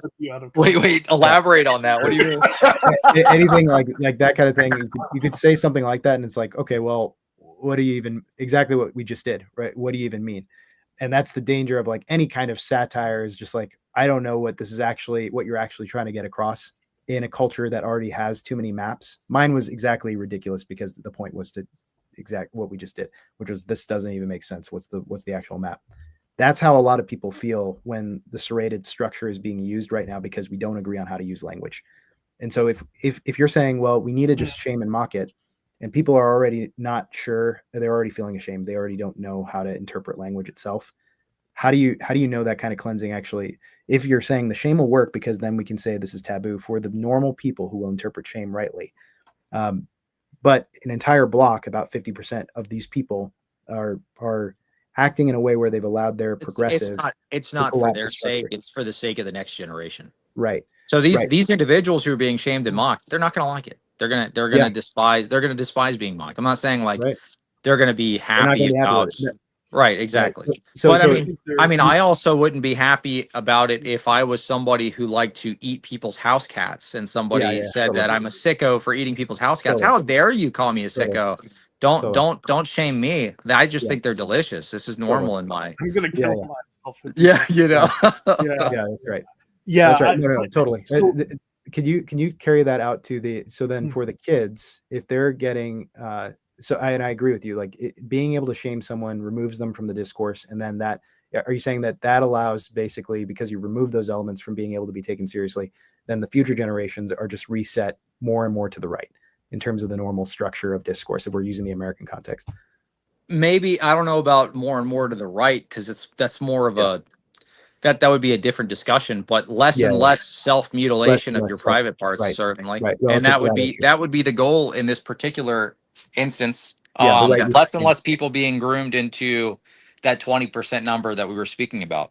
Now I've done, I don't know if you know this about me, but like I've actually served as a crisis operator in the past. I've done mentorship programs. I've talked lots of people off the ledge. And one thing in this particular context, because the only reason I bring it up is because, Sean, you brought up that example of, well, what if this person, what if this person offs themselves or something? sometimes being a straight shooter with them in that moment actually takes their mind. If you can walk them to the logical conclusion that their actions have, it will actually kind of reset their thinking, because people who are about to commit that act are like immersed in their own kind of romanticization of the act. So if you can take that away from them and kind of clear up the smoke screen for a moment and shoot straight with them, oftentimes that acts as a deterrent from that occurring in the first place. Whereas if it goes unaddressed and you're like, I just don't want to criticize because they do this, well, they're going to continue to romanticize themselves, etc. And then they might actually end up doing it later. Because if you see the statistics on the people who actually specifically talking about, the people that go through with bottom surgery and things like that, the numbers aren't good. It's over 50% end up, even something I can't talk about on the live stream. So, shoot, like being blunt with them and shooting straight, sometimes that's more helpful than otherwise. Like I can give you a couple examples, not directly applicable, but for individuals that I've spoken to that have been on the edge in a Christian context, I tell them, well, why would you want to trade temporary suffering for an eternal suffering? And it gets them to think about it. And it's like some people, oh, don't say that in the moment. They're already they're like, oh, you're talking bad stuff to them while they're already in a bad place. No, it's hey, dude, I'm gonna try to clear the smoke screen for you here. Think about what's next. This isn't a solution to your problems. This sucks, dude. It's okay to feel bad right now. I empathize, but this is what we can do. Like, I'm here. You can talk to me. We'll get you on a workout regimen. I'll go to the gym with you. We'll do ABC 1, 2, 3. We'll do this. We'll do that. Like, life is better. I can give you an example. I was in a bad place at this time, but then a year later, my life was completely different. So you don't know what's going to happen. Those kinds of things. You have to like open up paths for them. And sometimes that's done through mockery. I can give you one example of that. I was very overweight in high school. And I remember my cousin, annoying turd, would come up and he would pinch my love handles every time he saw me. So then I'd lose weight. It was a good motivator for me to change. Never again. and I think I remember in school there was this kid. He had the best line. I was so mad at the time, but I look back and I was like, okay, that was actually gold. I was in the locker room for football, and I'd taken off my shirt and I had like stretch marks because I had gotten fat. And he was like, oh, where'd you get those stretch marks from? I'm like, my mom says I'm growing. He's like, yeah, growing from eating too many Twinkies. I was like, no, you got me, dude. It's over. But that was a motivator for me. You know what I mean? Yep. So I was like, all right. I got to lose this weight, so. Yeah, and that's good. Yeah. Even normalizing, like there's a good mockery that you do among friends where it's like you're actually being propelled forward. And then for people who aren't even used to ever being mocked in any of their ideas, they can't take any kind of feedback or criticism seriously. Yeah. Well, but then what happens when you normalize the kind of teasing and mocking? It becomes normal, and then it actually becomes productive. So, I mean, and obviously, I'm not advocating like bully the poop out of some like random kid or something and like treat him like he's trash. But hey, dude, you're doing this thing. It's kind of insane. Like, Right. Yeah, that's great. Yeah. That's really helpful. I think that was the telos, like the telos of the mockery is repentance. And I think that's another reason I think you might like that book, because if we're supposed to speak like Jesus unto repentance, then there's more than syllogisms. I'm sure, as of no surprise to either of you, like, I am uncomfortable with that. But I'm willing to admit there's a sense in which that might be a temperament thing, like, because there are different instruments in the kingdom. So I'm willing to also admit, like, there are different people that are shaped differently. Like, not everyone should be Gavin Ortland. At the same time, some people should. Right. And I have to think about that more, because you could be right. And there's a sense in which I've been, especially over the past year, I think in Roman Catholic context, especially, I've been willing to just be more blunt. I guess maybe that's merited to some extent to those on the left. Sure. I mean, and you can also see examples of it in the Bible. Like, what is your God using the bathroom? Elijah. But but I don't know. You've already heard the dialogue between Gavin and Rigney, I'm sure, but yeah, like the Roman Catholic argument. You're debating a Roman Catholic or something. He's like, oh, you have the same God of Islam, so so what are you? Yeah. Like just making dumb jokes. Like Yeah. I think sometimes that kind of rhetoric is actually helpful in breaking down the absurdity of the argument. Like in the dialogue I had, or rather, it was more like a back and forth via text with Sam Shimon with the pink elephant thing. I don't know if you saw that. Like that was kind of, yeah, where he's like, yes. like that was kind of mocking, but it was really helpful for people to break down the absurdity of the argument. I think when you're doing that, it's more, well, one, it can help the individual if they actually feel sufficiently shamed to where they go home and they think about it and they're like, wait a minute, did he actually have a valid point? Like sometimes that's happened to me several times. Where I'll have a debate with somebody and I'm like, no, you're wrong, like in the debate, and then later I go home and I'm like, yeah, I'm an idiot. You actually had a good point. I'll never admit it, but that was really good. You know, like yeah. But it changes, you know, it changes something. Like so, but also I think in another way, that kind of rhetoric is good for the people that are listening. Because it does help to illustrate your point in a way that people that maybe aren't as familiar with the ins and outs of these, like maybe philosophical level of the argument, like we're talking about like sense referent distinction, things like that. They're like, oh, you know, it's like Chinese to me. But I say, haha, pink elephant, dumb. It's like, oh, this is why pink elephant. Yeah, dumb. but that's so. Yeah, but what? Yeah, that's my whole. What I'm worried about. You're right. That's more rhetorically effective. I'm like, but that's also not a good thing. That's more rhetorically effective. You know, like I'm also like, that's also bad that we're formed to that extent by meme culture. You know, I think we've always kind of been that way, though, right? Sure, like, sure. To some like extent, even look in the Bible. Christ uses illustrations multiple times. Now, granted, they're not as memes, though. Yeah, they're not like pink elephant or whatever. Right. Yep. Log in your eye, camel through the eye of a needle. Yeah, those are just good. I think those are just poignant illustrations, which is a little bit different. I wish those who were troubling would same spirit. Well, there's so Paul, which is fair. Like Paul does some more of that. It's a live stream. I'm controlled. Yeah. Anyway, let's keep going. The people who are celebrating someone getting shot on camera are saying, we're not the ones who want people dead. Well, you're the ones shooting people. Yeah, exactly. Right. And I think to your point as well, Lennox, the not only have they bought these lies, I think they've been ingrained in them such that they truly believe them. It's like, this is the only way to freedom. Right. This is freedom. The revolution is freedom. And if you don't keep the survival of the fittest thing going, if you don't keep the revolution going, then you are enslaved. Yeah. And so I think maybe in that sense is where they get this twisted notion of, and if I'm not free, I'm as good as dead. Mm-hmm. You know, so you don't want to let me be who I think I am. You don't want to let me reinvent myself. Therefore, you want me dead. Right. But again, it's just not simple. It's not that there's no moral equivalence there at all. Right. Yeah. So part of what's striking about what the guy just said was that when you expect no blood in the middle of a revolution. And I think that's a wake-up call to remind everybody we're in a revolution right now. These people are literally, I mean, that's what we saw in church. They're trying to kill us now. Right. Yeah. So what are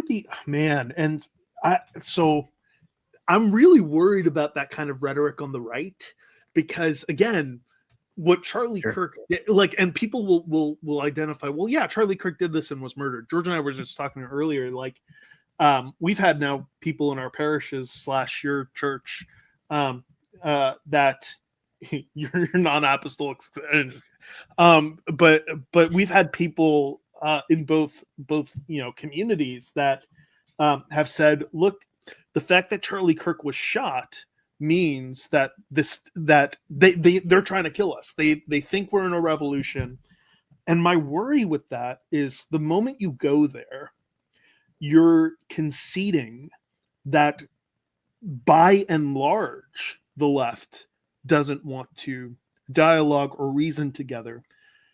And once you concede that, then to my mind, the liberal democratic project is like, you've conceded the failure of the liberal democratic project, and you've conceded basically the failure of America at that point.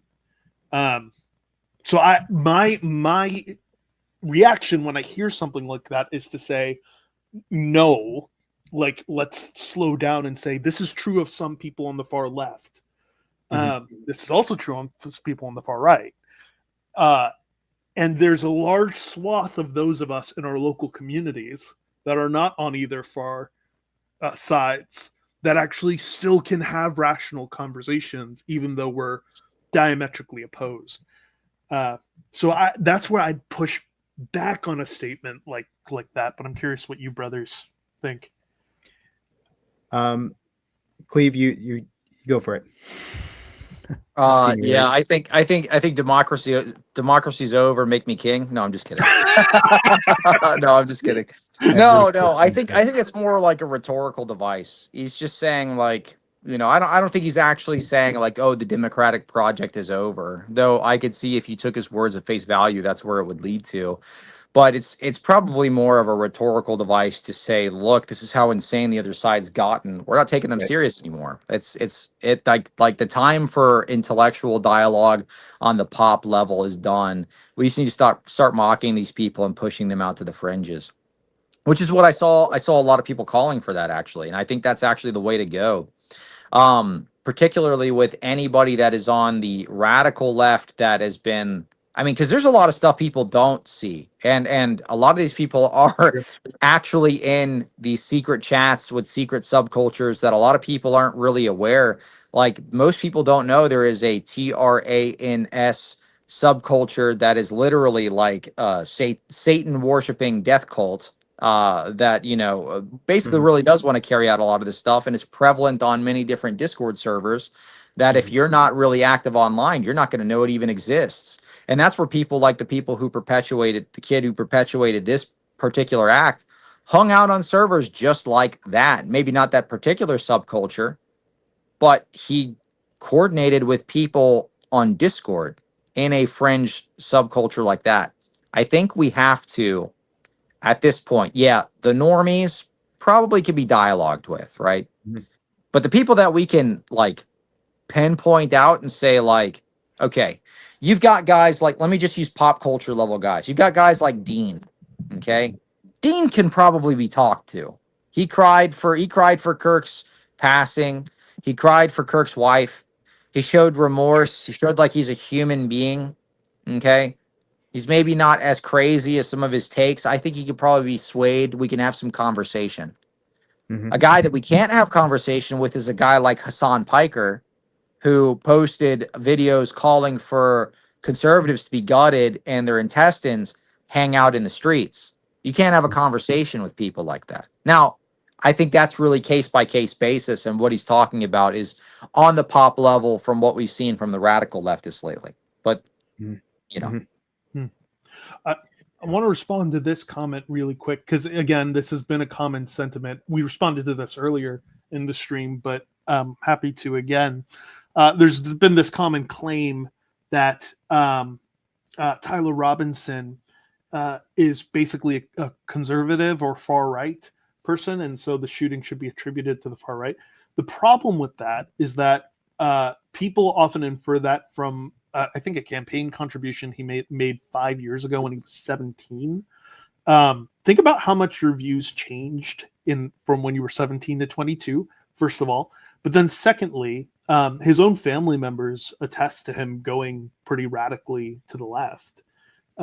And, talking about Charlie Kirk as a hateful bigot and a fascist and a Nazi and things like that. And then the bullet casings too, of course, it's a catch this fascist.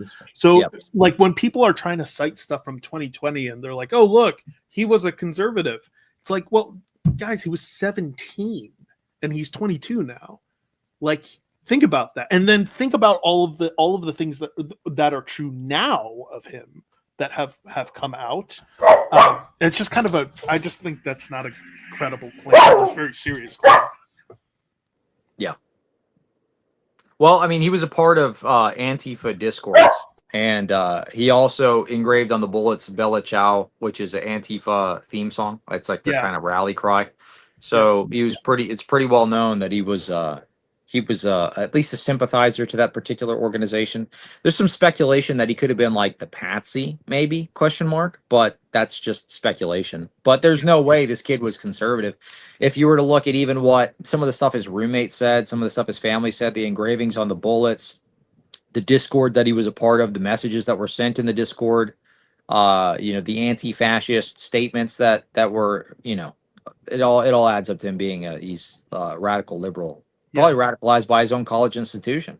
Yeah. Well, Hamza, good. What you just did there, fair. I have to keep up with the news coming out about his leftist associations. That's great. That's how. Yes. Yep.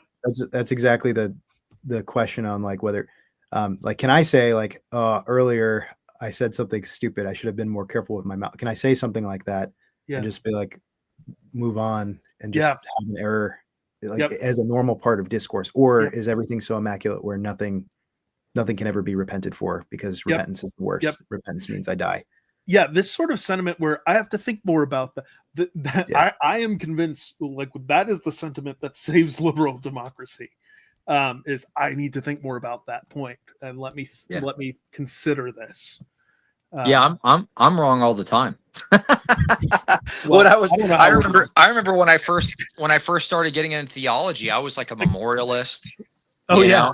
And then I was convinced, and I was very hostile to the other position, but it was one of those things where it's like, it's actually a good point.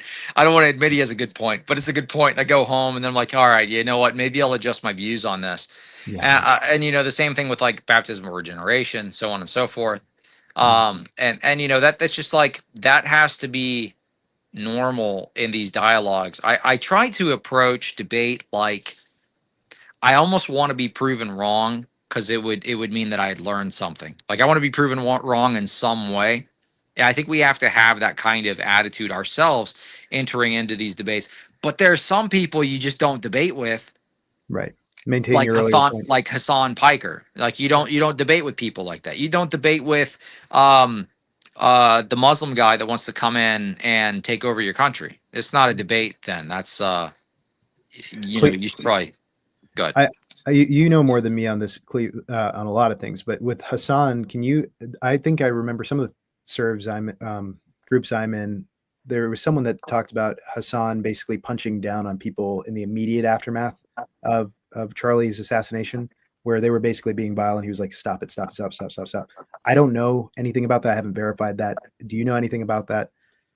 Yeah, his statements were old though. Like he's always he's always had violent rhetoric. This was a month prior to a month prior to the incident. He did a live stream in which he was saying, you guys got to be more extreme about this. We have to take these conservatives, gut them, lay their intestines out in the street.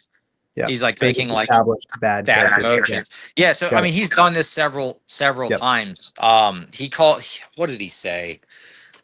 He's made several like insane statements. People like that can't be reasoned with. No, I think that's a great answer. A fool. Was it Cy Ten Brugenkate's use of is it Proverbs 26? What is that? 15. It's like it's around 50. So like that thing of answer a fool not according to his folly, lest you become like him. Answer a fool according to his folly.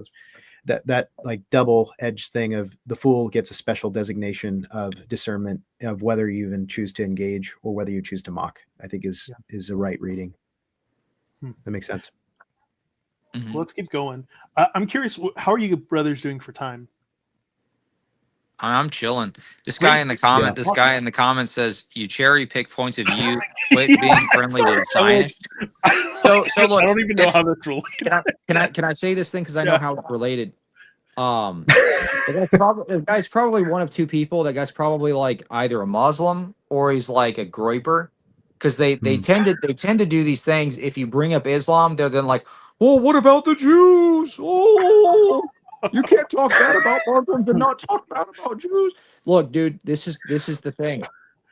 I'm anti-Zionist and I'm anti-Islam. Yeah. How about that? I'm like both. It's not one or the other. Yeah. Look, I mean, dude, I could probably, like I don't know why you guys have been so brainwashed by social media to think there's some kind of dichotomy. They're both bad. What do you mean? Yeah, that's right. Yeah. Like, I don't want any subversive religious system in my country dictating what I can and can't do in favor of their false religious system. And I have strong disagreements with Talmudic Judaism. If you were to read the Talmud, there's all sorts of crazy stuff in there. They say my savior is boiling in poop. What are you talking about, dude? Yeah. I'm not. I don't think. Yeah, it's wild. Yeah. What does this guy say? The Muslims in Palestine support. Okay. Yeah, whatever, dude. Whatever, dude. They support the Christians there. You mean like the few that are left after they took out the other ones? What are you talking about, dude? You have no idea what you're talking about. Okay. Are you We could keep going. Yeah, I'm gonna ignore Yeah, this guy. sorry. Maybe Sorry. another day. I would love to. I would love to just learn more and hear you guys like go into Rants. like. No, that'd be awesome. Yeah. Hey, bro.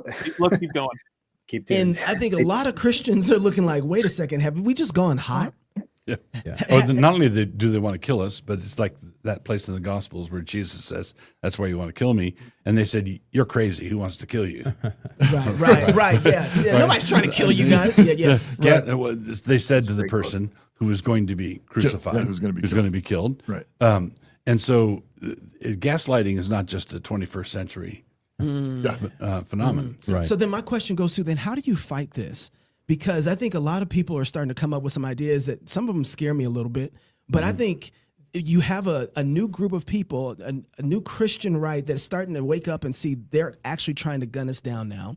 And then you have this left that's like, yeah, we're in the middle of a revolution. And I think we have a tipping point, no doubt about it. And I'm feeling like Trump better do something really quickly. Right. And I've been kind of a little judgmental of some of his moves, but I think the only way to stop what I think is coming is if he doesn't expedite justice quickly in some areas. At first, I was opposed to him coming to Chicago. Now I'm like, I think you have to. North Carolina, I think you have to. I think you're going to have to do some things that almost might seem a little tyrannical legally, I think, but it's going to feel tyrannical to people. Because if he doesn't, people are going to create their own form of justice in order to engage this. So what do you guys think about? So, man, I'm deeply conflicted about this. That's my dog can't help herself. She's Always conflicted about it too. Yes. Probably. Anyway, barking at the National Guard there.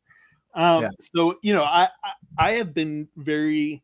I'm concerned about tyrannical overreach as a solution to this. Now, of course, that's question begging on its surface, right? Is it tyrannical overreach? But to get rid of your right. But I do worry about that as a possible solution. Now, the argument is going to be that in those cities where the Navy SEALs or whatever, the National Guard has come, there's been the reduction of crime, and I'm, I don't know. I don't know what to make of that argument. It just seems to me that, first of all, I don't know if that's true. Secondly, even if that is true, I don't know that that's a legitimate use of the military. And you're setting up then the next person. If the country swings left at any point, then you've set a precedent that I'm deeply concerned about. Question: Wasn't that Ukrainian girl killed in DC? Isn't that where they have the National Guard right now? That's a good point. Obviously, it's not filtering out all forms of extreme violence and crime. Now, granted, they did just get there, so I think the issue is less to do with police presence and more to do with executing judgment and justice on the judges that are releasing these people. I think if you were to do that, really just enforce the crime and have this stuff stick, like enforce the not the crime. You know what I'm saying? Enforce the law, actually. Then a lot of these problems will just filter themselves out. But the problem is the system's so corrupt. In that exact situation, you had the same judge that was releasing these people into psychiatric care, owning the psychiatric unit she was releasing them into. So she was making money off of these people being released. The guy was released, 16 times, I think? He was released 16 times, violent crimes, let out on the streets. That judge, if they give the person that, I mean, this is gonna be a hot take, but I'm gonna say it anyway. The judge that released the killer that killed that poor girl, she should probably face the same exact punishment, I think, because I mean she's guilty of murder. So I think if you do that enough, the people in positions of power right now, and that's part of the thing with like naming and shaming the individuals that have said these psycho statements that are in positions of power. I think it's an underutilized tool. But let me get back to the one thing. If we actually, if we put these judges in prison, that's going to solve a lot of the issues with the crime aspect. As far as like the revolutionary stuff we're talking about here, I really don't. I'm pretty. I try to stay pretty dialed in on whatever dialogue's going on, either politically or theologically. I try to stay pretty dialed in on like what the main figures are saying. It doesn't seem to me that the same level of rhetoric that we see on the left is present in the pop level of conservatism, and then also in the fringe level of conservatism. If you were to consider somebody like Nick Fuentes fringe, I know you were talking about that just a moment ago. He was actually a voice of calm over the situation, saying that you guys don't get baited into doing something stupid. So I think if something does happen, it's going to be either one or two things. It's going to be a like foreign interest, maybe being like a provocateur situation, or random psycho going out there and doing something. But I don't think it's going to be like, oh, we're all the conservatives are going to band together and we're going to take matters into our, like, that's not where anybody's at right now. I just don't see it. Yeah, I think what I was saying earlier, Cleve, was like I think you're right. I think that the predominant unreasonableness is the fools are on the left, generally, and that's like duh. But at the same time, the thing I'm worried about is if there's a successful lack of trust. This stream, this cross politic video is kind of old relative to the catching of who we think has assassinated Charlie for all intensive purposes, and in that way, this stream was anticipating a lot of developments that people were fearful of. So I think that's something to take into consideration. But the idea that the right doesn't have the right's moderates will remain moderate as long as they have trust in the existing institution to carry out law and order, I think is David Shannon's point.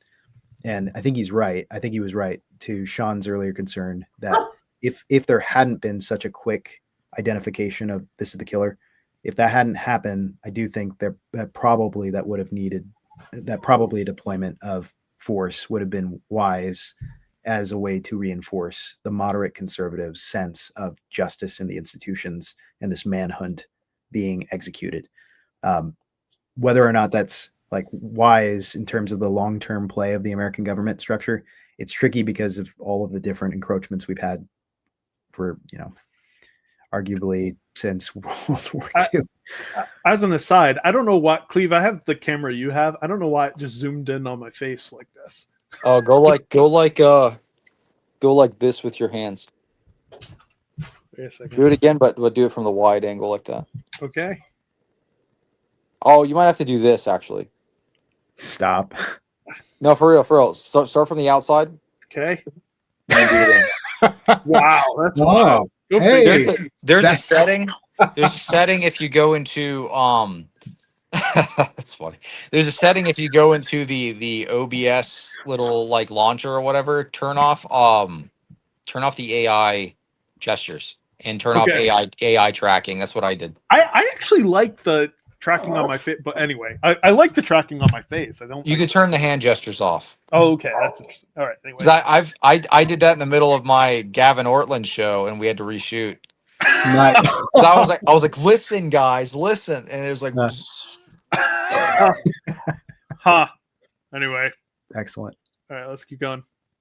That when Trump sent National Guardsmen into Los Angeles, it wasn't to knock heads and kick down doors. Right. What they did is basically, if you put a couple of National Guardsmen standing on this corner, right, it sobers everybody up. Has an effect. It has an effect. So there were specific rules of engagement. Right. So you put National Guardsmen in Chicago, they would be allowed to defend themselves if attacked. Right. Yeah. But all they would do is walk up and down the streets and basically say, and this is one of the key things I think we should say today.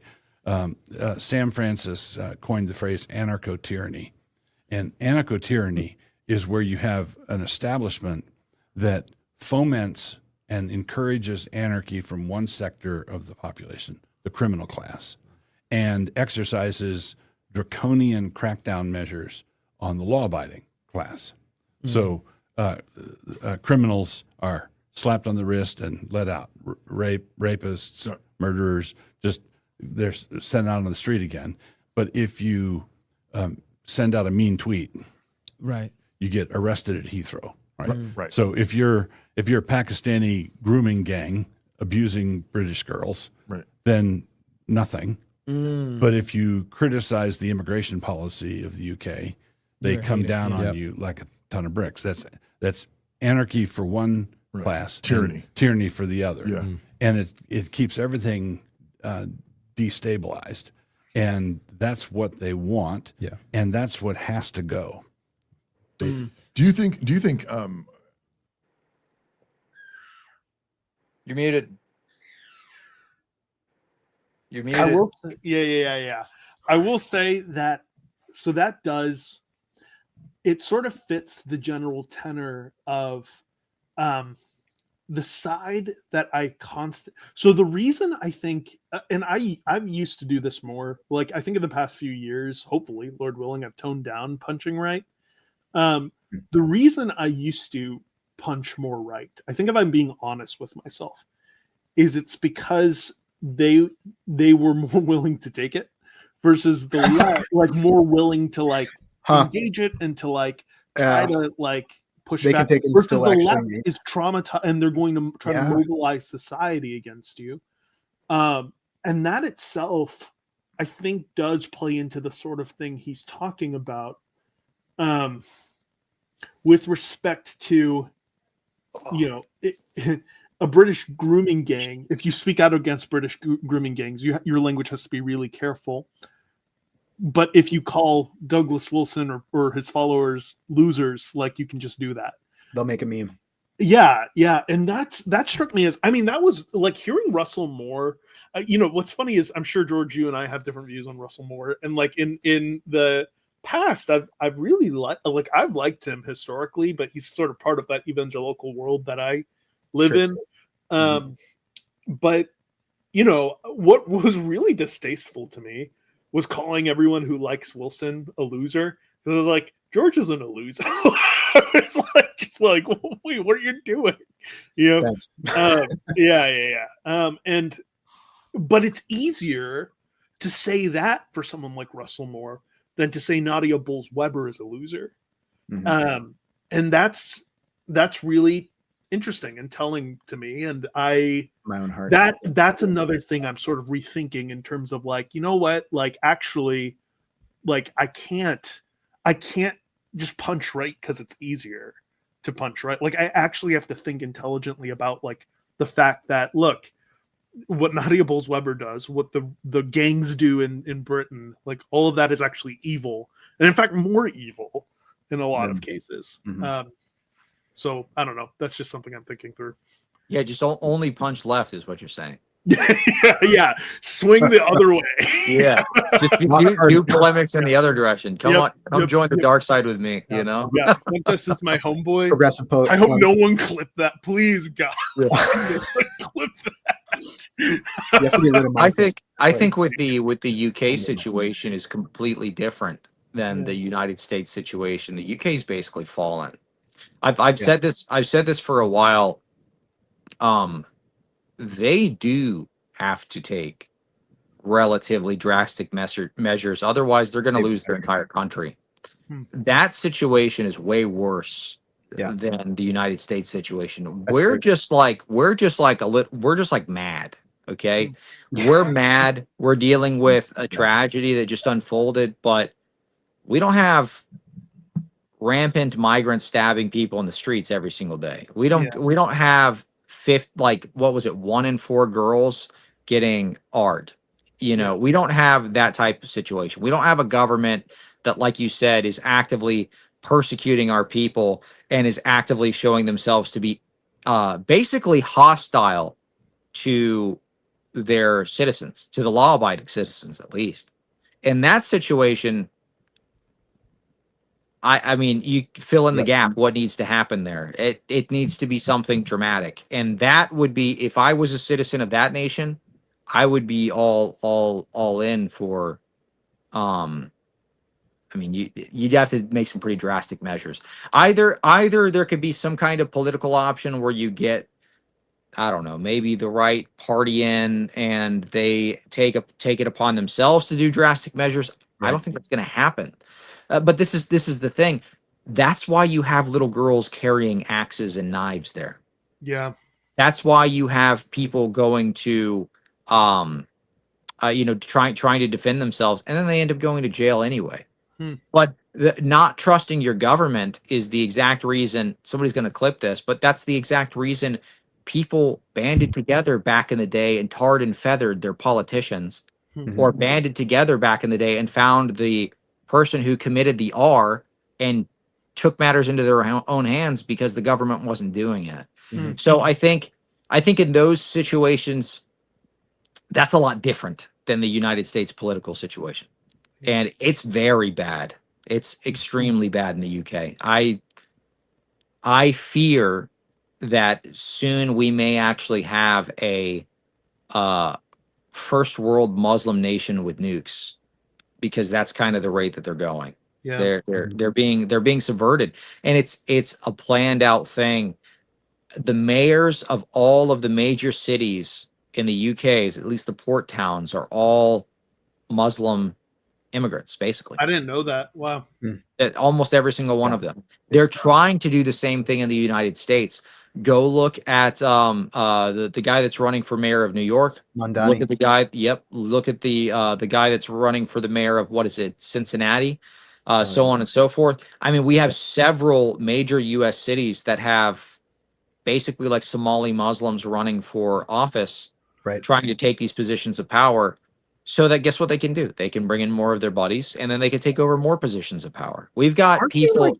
Aren't they super left leaning, like Muslims who don't really, like, at least in America, who don't really take their own religion seriously? It's a game, though. It's a game. Use They use the left as a springboard. So we're going to come in. We're going to offer the dum-dums that are in these major cities, because that's where they're all at. We're going to offer them what they want. I'm going to give you free stuff. What does the modern leftist want? Free groceries. Yeah, that's what we're going to do. We're going to do free groceries, or we're going to do like state-run groceries. We're going to get it really cheap for you. We're going to forgive all of your student loans. How about that? And if you want to marry your dog, you can marry your dog. You know, whatever is going to make the crazy leftists that are left in the big cities happy. They'll go in, they'll make all sorts of promises. They probably won't actually do them. But they'll make all these crazy promises that'll appease the insane leftists that are still there. They'll get into the positions of power. They'll use those positions of power to then elect their friends. That is exactly what happened in the UK. So that's what's going to happen here if we're not cautious. And then it becomes more plausible, like traditional Islam becomes more plausible over time in that culture. Sure. I mean, I think it is a part of the game plan, and that's kind of the narrative that you already see being formed with Mamdani. He says, what did he say? He says Sharia law is socialism. So he's trying to tie in. He's like, look, you leftists, Sharia law is actually socialism. Covering yourself is actually leftist. Didn't you know being subjugated by yeah. Didn't you know being subjugated by a foreign occupying force is so progressive? It's actually honorable. It's brave. Yeah, this is tough because like I think on the right, seeing the existential encroachment of Islam and of basically white replacement, like RN replace, like that kind of thing, then leads to all of this, like the sensible response to an existential threat is to centralize authority behind some kind of figure that can take control and rearticulate the entire structure of what it means to be a man and to have a country. And I think for the American context, the thing I'm worried about in my circles is that there does seem to be less hesitation about using white as a structure that goes back through all of the different types of European structures through American history, and then basically whitewashing, basically doing exactly what the 2017 White Awake era was worried about relative to the dichotomies of American history being oversimplified into one structure. Yeah, but no Irish though. Right. Yeah. Never. Yeah. Good to be sincere. Yeah, man. So it's just like I feel very torn between, like, I don't want I don't want any foreign entity to manipulate the entire foreign policy of the nation. And I get, if we're looking at Islam abroad and we're looking at Western allies falling, that we're like, what do we do in terms of stopping an encroachment?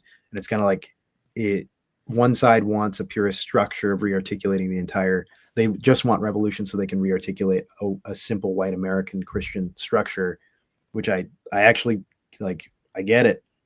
And then on the other side is kind of a pragmatist, which enemy right now do I play? And then which one's a friend, what degree of friendship, all that stuff.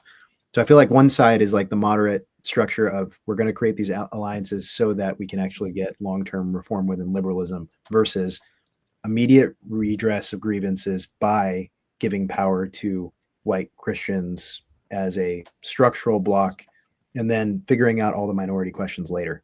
Because I think that's maybe one model, but I don't even think it needs to go that far. I don't think you need to. Well, I mean, not far, but in that direction. Yeah. I don't think necessarily making it like white people above the others is going to really help anything. I think you just need to label Islam as an entire system and worldview, because your worldview is ultimately influenced by a couple of things. Sure, like we can talk about the like white nationalist stuff. We could talk about that kind of stuff. Yeah. I don't necessarily agree with that position. What I would say is it's more theological. It's more your worldview. If you were to look at Islam itself, it teaches them to be subversive. It teaches them to undermine and undercut societies. We have to identify the threats to our particular culture, our nation. And when I'm talking about that, I'm talking about our Christian culture, our Western values, our Christian nation, which is ultimately what we are. We're a nation founded on Christianity. Right. So Islam is diametrically opposed to that. So the solution is just to recognize that and to remove them from positions of power. If you're a Muslim, you should not be able to hold a position of power in our country. I think it's just as simple as that. And that might sound too radical for certain people, but I think in countries like the United Kingdom, that's got to be what happens. And you have to declare your country a Christian nation. It shouldn't be too hard for them. The king is supposed to be the king, literally the king of the Church of England. You know what I mean? The head of the Church of England. Like, you're the head of a church, so protect your church. Remove the people who are diametrically opposed to your church out of the positions of power. This isn't like rocket science. Yeah, we don't have to go the other way and say like, oh, actually, it's about the color of your skin or something. No, this is an evil ideology that's infected your people. Right. Don't allow it to run rampant. Yeah. Take them out of positions of power. That's it. Yeah. Yeah. You know, and even for me, where I've said my position before is Christic liberalism, which is close to classical liberalism in significant ways. I think Islam is fundamentally incompatible even with a classical liberal project. Like I do not think that you can have a society that's ordered towards securing the freedom of its people, with the qualifications that classical liberalism makes, under Islam, which persecutes, dissenters. Puts dissenters under the tax and such, and I just don't. Yeah, I think it's fundamentally incompatible. So I actually do agree that someone who was a consistent, who was a traditional Muslim, that is to say, they took all of the Quran at face value and believed it the way it has been believed through the Middle Ages, I don't see how that's compatible with a classically liberal society. Yeah. I think we got to take them out of positions of power and make them pay the jizya. Uno reverse. Nice.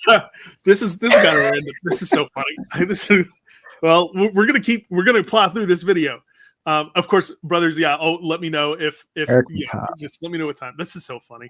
Thank you, sister. So Evelyn Blossoms says, "Can you rebuke Eric McCabe from Catholic? That jackass lies a lot, and he claims he smashed you in a purgatory debate." Yeah, I mean, yeah. Thank you. I do appreciate that. It's kind of just funny to me when Eric does stuff like that. So I don't know, man. So if anyone wants to, they can watch the debate for themselves, make up your own mind. Don't just take Eric's word for it. Don't take my word for it either. Go to Ben's channel, go to Cleave to Antiquities channel and watch the debate. And make up your own mind from there. I'm happy to do certain response videos if needed. And if enough people say, hey, he says this, and he says that Sean doesn't understand temporal debt, I'm happy to show, no, he doesn't understand his own religion, but that's besides this point. I got a Diet Sam's. Got my Diet Sam's going. Nice. Yeah, with the whole debate thing though, you're always gonna have that no matter what. Right. I'm never gonna go on there and say oh, Jay Dyer smashed me in a debate. I was like, no, dude, I got him, bro. Come on, dude. You know what I mean? No matter what, or I don't know. Let's say I debate your brother or something. Yeah. Oh, dude, I destroyed him. You know what I mean? No matter what, I don't even care how it went, dude. I won, man. It's funny. I had this debate. Yeah, I had a debate with a good friend, buddy Kirk Jaros over at Veracity Hill. Both of us came away thinking we had respectively won. Yeah. So it's I don't know, man. Yeah. So everyone can make up their minds, and if there's something I really need to respond to, I will. All right. Yeah. Let's keep going. Oh, can I bring up one thing? Yeah, sure. There was a funny kind of situation that happened where I challenged Ferris to a debate. I don't know, How to Be Christian, if you know that guy. No. I challenged him to a debate 3 months ago. I don't remember the topic. It was something random. He had called me out on X, and I was like, okay, well, let's debate. And he started spamming me on X. So I was like, all right, in order to kind of let me satisfy this guy. Look, come and debate me. If you're not scared to actually talk, you're going to keep spamming me and calling me out. Let's just debate. So I did a live stream, and I was like, call in, we'll debate. And he's like, no, you got to make response videos to me. You have to promote my channel through response videos. I'm like, I'm not doing it. Everyone's grifting. So the guy 3 months later now makes a response video. He's calling me and Kelly Powers out. What a weird mashup. I disagree with Kelly on almost everything. Yeah. But he does a James 2 sola fide video, and he's breaking down sola fide basically as it's defined within the JDDJ. So I'm like, and he's like, oh, Ben's a coward. He won't do a response video. I'm like, first off, I'm not promoting your channel. Second off, I was like, dude, if we had a live conversation, I could have just said to you, I agree. There's no debate. There's no debate. But he's out there peacocking, oh, I destroyed Cleve. I get these people in my comments are like, didn't you see how he destroyed you? I'm like, first off, he didn't react to anything I've ever posted. Second off, I don't disagree. Where's the disagreement? You know what I mean? Because it's not like he went into the weeds and he was talking about imputed versus infused. He was just kind of your works inform your faith and they help you grow in your faith. And I'm like, okay, where do we? No classical Protestant has ever disputed that. Well, he's responding. He's responding to Kelly Powers, who's Jim Bob evangelical. So. Oh yeah. Not that all evangelicals are bad, but he's egregiously very Jim Bobbish. Yeah. Mm-hmm. Yeah. All right, let's keep going here. You said earlier you think the left has overplayed their hand, and I'm inclined to think the same thing. And what I'm thinking is, I think this is maybe a moment where this all really blows up in their faces. Mm-hmm. We already have, was it MSNBC anchor that got fired for comments they made? I think I saw a college Yeah, somebody professors have been fired. Professor that got fired for comments they made, delighting in or in some way implying that he had it coming or something like this. But it seems like it's vile, and you've got guys like the guy that we just were on there. I mean, and that's actually one of the milder ones. Yeah, Actually, yeah. I mean, there was I saw a video of a guy at the event who right after the shooting was dancing and saying something like we got him right there in the front, right there at the University of Utah. But I'm wondering. I think I agree with you, Knox, and what you're saying, Doug, as far as National Guard just standing there with some pretty careful rules of engagement. That's I think necessary, but I also wonder if we're in a moment where there's just going to be a tipping point in terms of just the run-of-the-mill people who see a guy like Kirk, who's just like, again, not a politician, but just a normal guy, a young dad, a young husband, happy, friendly. And I'm wondering how many, I don't know how many left of them there are, but sane liberals who say, I'm not, deal me out. I'm done with this.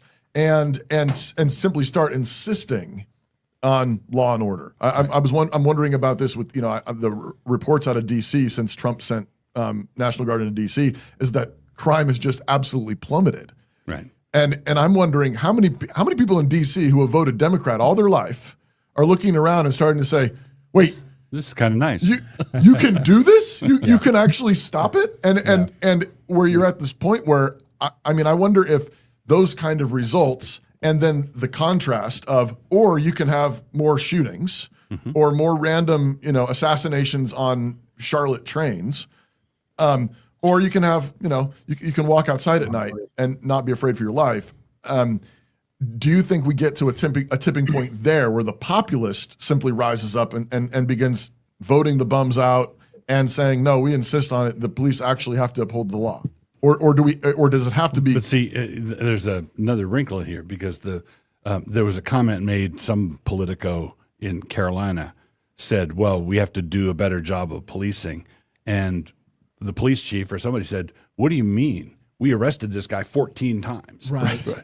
What do you mean we have to police better? Yeah. We're not the ones who let him out. That's police, Right. So there's a judicial system problem. Yeah. So Right. the politicians, and then there's a DEI problem of who are these judges? How did they get their position? Right. Are they qualified? So basically this is a systemic thing. Right. I want to comment on that because the issue of DEI often becomes, I think, in the minds of the left, like a dog whistle for white supremacy. And increasingly, as I've thought about, I've really mulled on that over the years, because I would say that, George, and I'm curious if you think this is true of me. I would say 3, 4, probably 5 years ago when the George Floyd stuff was happening, I would have been pretty sympathetic to a claim like that like when someone's criticizing DEI, I'm like, yeah, he feels a little racist to me. Sure. As time has gone on, and I guess I'm not the only one in this position, right? I have been more sympathetic to that claim. And I want to be careful here because, instantly people are going to hear me saying that, you're trying to keep your black coalition people together. are. Yeah, which is not.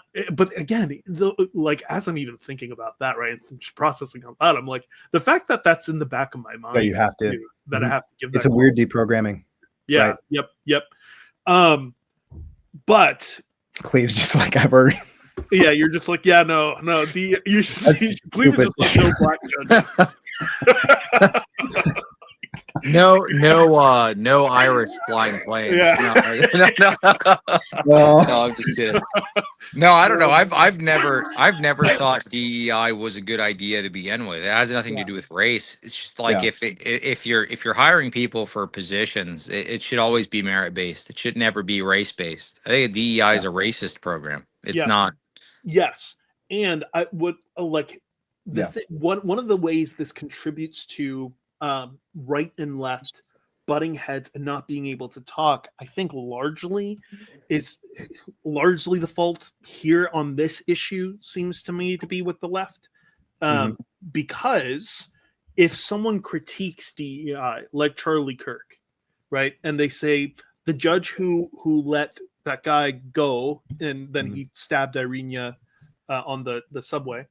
By the way, Charlotte. So that was not DC. That's North Carolina. Okay, Charlotte. I should Yeah. remember that. So Thanks. So, the judge who, like, if Charlie Kirk says, okay, well, was this a DEI thing? The instinctive reaction of the left is to hear that and to import into hearing, is this a DEI thing? Charlie Kirk's a Nazi, or Charlie Kirk's a white supremacist. And that makes, like, that sort of thing makes it really difficult. I'm curious, like, to my mind, this is a kind of exactly what Lewis was worried about when he talked about bulverism, like, blown up now. Like, like, if you could diagnose one cultural conversational vice, it seems to me it would have to be bulverism, where someone immediately assumes a narrative or a motive behind why someone's making an argument instead of engaging the argument. If I psychologically explain you, and I don't have to answer you. Yep. Yeah. So, that was just a quick reflect. I don't know if you guys have any thoughts there. You're basically verbally processing, and you're saying, I feel like that the DEI stuff is actually unreasonable bulverizing. Minimally hearing all critiques of DEI as white supremacy is bulverism. Yeah, that was said better than I said it. That's helpful. Yeah. All right, let's keep going. The rot goes into every area of law enforcement, politicians, judges, legal profession, and the cops. So how do you root that stuff out? Because this is now just thinking about North Carolina right now. So the guy who killed Irina Zarutska, his mom was saying, don't let him, what are you doing? You let him out? Like, I don't know what to do with him, right? You have the judges there, the magistrate that let him go. These are not judges. From what I understand, these are just people who have been appointed by a party, but they never went to law school. Right. There are states that you don't have to be legally trained to be a judge. Right. And so that's not happening. Right. So you got all this going on there. And then North Carolina hasn't had the death penalty since 2006.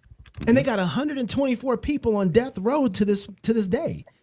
Right. And so, like, this is what I'm saying. Trump, whatever he has to do, he's going to have to do a lot in order for people not to feel like they need to lash out in trying to take back their country. No, do a lot. How long did it take him to fix the border? Yeah, it was pretty quick. Weeks. Yeah. Right. Yeah. It's not a matter of do a lot. It's just a matter of do. Yeah. So what do you do? It's like in North Carolina, what do you do? I mean, I've been, and so funny, I've always felt like a radical in one way or another. Like I'm a theonomist, and it's like I've been on the radical side for a long time. Now I feel like I'm somewhere in the middle. You're a moderate. Now I'm a moderate as a theonomist. I haven't changed, but everything's moved. And like there are people more radical than me. They're like, hang him. I'm like, I like to stone the guy personally with fast moving rocks. But what do you do? What does Trump do? Like in some place like North Carolina, like. The jurisdiction isn't the same. They can't force North Carolina to execute justice. I think there's a sense in which the solutions can't just be political. Like it's not just up to Trump. Again, I mean, this is something I say. Stone him, but stone him. No, but just an important principle that's important to understand is that the state of the culture is the resume of the church, for example, right? Like there's no escaping the necessity for people to bow the knee before Christ. And that has to happen at the cultural level as well. Politics tends to flow downstream from that. Now, a just state is seeking to reward the good and punish the evil, right? That's what Trump is called to do. That's what he must do faithfully. But I think beyond that, we actually need people to start assuming responsibility for the things God has called them to as well. Right. So if we're just looking at the state and saying, hey, this is a problem, fix it. Right. Well, there's a sense in which that's kind of what got us in this mess in the first place. Yeah. Right. And so I think there's on one hand, you can restrain evil and that should be done immediately. But I think that's Trump's prerogative right now. Go do that. As well as the states, the as state well governments. as well as the state governments. That's exactly it. Did you want to say something, George? No, I have some background things I might have to take care of in a bit. But Yeah. But I think beyond that, there's a sense in which everything that's happening now is exposing our own impotence, I'd say, as Christians specifically, in addressing these things. I think that we have been too soft. We have basically built Christian doctrines around things like tolerance, for example. And that's exactly what's condemned the world over to ruin, right? We're the ones who've discipled the nation into chaos. And there's just no solution beyond getting people's worship to be reordered towards the true and Here, living pause it God. real quick. I also don't Wanna- think that I want to comment on this, and then I got to run. But I think we just need to do like a better job discipling thing. I think that's like cope. I don't think that's I mean to an extent I think that's probably accurate to like our local level as far as the Christians that we accept into the church. Sure, that's a good like pastoral thing.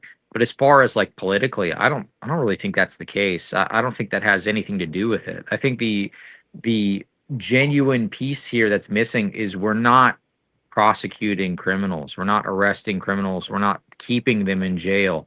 Look at a practical example. Look at El Salvador with the president that took power there. He locked up a whole bunch of people. And then what happened? Basically, like, I mean, the crime's like gone. He locked up all the gang members. But what did he have to do first? He had to lock up the corrupt political opponents first before he was able to do that.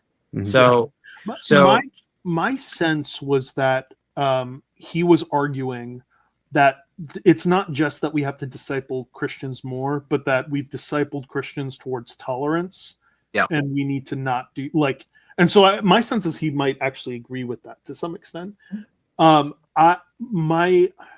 So to my mind, again, so thinking in terms of preserving, my goal is to preserve a liberal democracy. I like the Constitution. I like the American project. Sure. I don't want to see it fail. And so if that's the case, then my sense is that discipleship has to include in the churches a cultivation of civic virtue. And we're not doing that. Like I agree the problem is just vague failure of discipleship, but I think particularly the failure of civic virtue, which Aristotle then defines relative to the constitution of a nation, right? And so I would argue we need to think more carefully about how to disciple Christians towards having civic virtue relative to our constitution in order to order our common life towards Christ. So those two things could go together. So you're saying that the thing that needs to be done is reinforcing the institutions that are corrupt by getting rid of the corruption. Similar to your point from earlier, that right now the call of the hour isn't for basically the carefulness that requires systemic redress. It requires direct surgical interventions in order to create the space for these conversations in the future. Your point, Sean, is that the lack of civic virtue that's not being discipled and applied outwards from the church results in the kind of dependence on the state for state solutions. Yes, I would want to say I wouldn't disagree with the pursuit of just prosecution, but that has to be ordered. When we're thinking about, okay, what discipleship task does the present moment call the church to? I would want to argue that it's discipleship towards civic virtue, and not merely discipleship towards just tighter prosecution or less tolerance. Even though those things might happen, the goal is actually civic virtue. I think that one thing that would benefit a lot of Christians is we've kind of come out of this era where we've exchanged maybe actually being pious with piety signaling. Like we've kind of exchanged Sure. We've exchanged. We've kind of started to backbite people on language, or maybe mocking particular behaviors or whatever, and we've designated that as an intrinsically sinful thing. That's a relatively new thing in Christianity. If you were to ever read the church fathers, they're calling heretics dogs. They're calling them. They're like you're a drooling idiot. Read John Chrysostom. Like that's like basically all they do. It's like you're not even worth engaging. You don't think Jesus is God. You're stupid. Go sit in the corner. But today we're like, as Christians, we're like, oh, you can't say you're stupid if you as a Christian can't even say, somebody's stupid. How are you ever supposed to address any of these issues? You can't have any kind of edge to your tone. Sure. I think it's completely unproductive, and it's prominent mostly within Protestant circles today.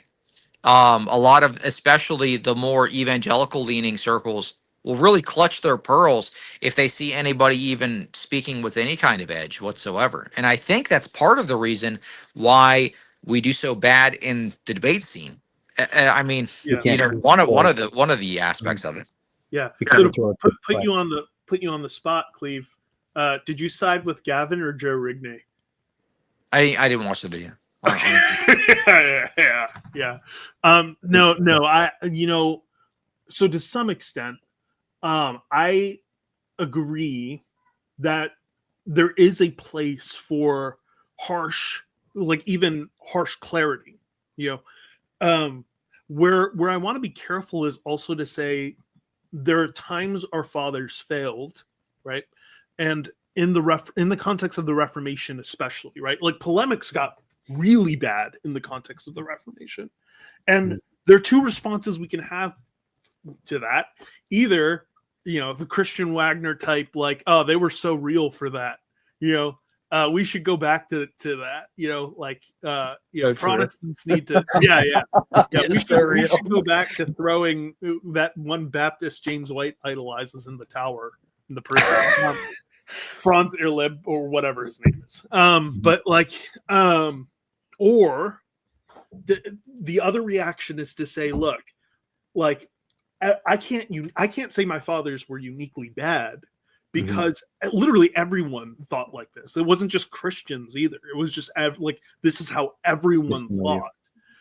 But that said, that's not necessarily a good thing. Like it arguably led to the current moment. Arguably, that was the sort of. We have to trace that out more. I think. Oh, sorry. So you're saying Trump is rooted in the church fathers? That's what you know. I'm just kidding. No, and then the whole culture of dialogue that surrounds that isn't just the church. I think it's almost the opposite, though. I don't think that the harshness of the early church or even the Reformation era led into what we have today. I think it's a deviation from. I think it's the failure to address the failures in society, the failing aspects of society in a sufficiently harsh way, because we're too concerned with kind of pearl clutching over language. We don't want to call out somebody who's maybe leading a degenerate sexual lifestyle and say, hey, look, dude, you're disgusting, repent. Like we got to be able to be relatively harsh in some situations, because I think that's the only way that you're going to actively affect change on the pop level. Yeah, we do need our Gavins. We need them. There's certain people who are affected better by people like that. But I think at the pop level, ultimately, what we don't find acceptable to even discuss on a serious intellectual level governs what's actually acceptable in the kind of phronema of the society itself. Yeah. I think that's fair. I do also worry, however, that if one says, therefore, like the conclusion of that might be, therefore, the reformers and such were so real for that, and we need to go. Like the outcome of that is imperative by some model from the past without reformation of that model. Exactly. Yep. That we reinstitute, for instance, because if someone says no, George, you put it really well. It's your whole Luther. It's your Luther versus Butzer thing, right? Exactly. Yeah, I like Butzer. I really like Butzer. But that if you do that, what you're winning people to is the kind of culture of violence that led to the 30 Years' War, and that led to, as much as obviously as a good Anglican, I think Puritanism sucks. but like that led to Puritan. Like, what were the conditions that created Puritanism? I'm glad you said yeah to that. Anyway. Yeah, I know I did, and I was like, yeah. But I think what were the conditions that led to that? You know, and there were some legitimate grievances there. Sure. Yeah, I was gonna say I think kind of what's happening here, and I think what happens in the minds of many Protestants when we discuss this type of stuff is exactly what you were talking about with the knee-jerk reaction. Whenever we bring up DEI, we assume automatically where that's going to go, but that's not necessarily a natural like coattail rider of that particular change to take place in society. We're talking about like pop level change, a non-violent, put a big asterisk there, non-violent level of pop culture change. We should be able to, I think, as Christians, and we should normalize as Christians, being able to maybe not necessarily use crass language, but harsh language towards, or more direct maybe would be the best way to articulate that, more direct language towards these groups that should be pushed out to the fringes. I think that's very productive. I think it's actually needed. Now, I think it should be normalized and brought back into the mainstream. One big thing that we see, there's this big like anti-bullying push in school. There's a common piece of rhetoric that goes around that says, well, you know what, actually it was probably not so much of a good thing that we got rid of that, because then there's no level of social conditioning by the time these guys get out of school. All of these deviant behaviors are basically normalized. Right. If you take that logic, which is actually true to an extent, obviously you don't want to encourage like, oh, go bully the mentally ill kid until he, jumps off the bridge or something. Right. But like, it's kind of like, it's almost a self-moderating cycle. Cause I remember growing up, the bullies would bully the kids that got bullied eventually would be like, enough, I'm going to fight back to some extent. Then the bully stopped bullying that kid. It was kind of like a self-moderating cycle, or the individual that was a bully ended up getting bullied by some other bully and it ended up changing that way. So I think maybe the over softening of these kind of self-regulating cycles that are just natural to humanity, I think the over softening of those things has ended up where we've swung in this completely opposite direction where, well, we're not addressing these things in the way that they should be addressed, so therefore they just become normal and more people participate in them. That's great. Because you're talking about like curbing behavior, like you gotta like smack the dog's nose. You know what I mean? It's not fun. The dog don't like getting smacked. You gotta smack his nose. Yeah. Squirt him with water. How do you do? So, yes, talking about your dog. Yeah, well, yeah, yeah. Go smack her right now. She does need to be, but she's also part husky, so she won't stop. So where I agree, and then I'd love to close this out with two colleagues here, so I agree to an extent.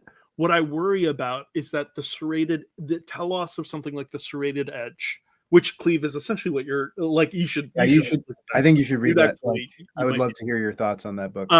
But the telos, my worry is that the telos of that isn't for the good even of my enemies, and that if my speech, even my sharp speech, is ordered towards the good of my enemies, which I would argue is probably even a way the new covenant presses us beyond the old covenant. Which is why then appeals to Elijah get complicated. Right. But then Jesus. It's not to say you can't have. Well, I mean, I would say even our Lord, but his harsh speech, interestingly, is directed. It's ordered, and I would say that does. There is a difference between him earnestly and firmly saying, "You whitewash tombs," versus I gotta run, bro. Take a dump. Yeah. Talk to you later. But Cleve's point is like the natural structure of language is going to create these kinds of avenues of invective that are clarifying and part of the natural cycle of self-regulating societies. And that when we don't have this kind of structure, then we get basically tyranny by self-regulation. Someone's going to maintain a tyranny of acceptable discourse. Yeah. There's not really individual subsidiarity with how those regional variants can happen, because the system can't tolerate it. It has to be enumerated in order to exist.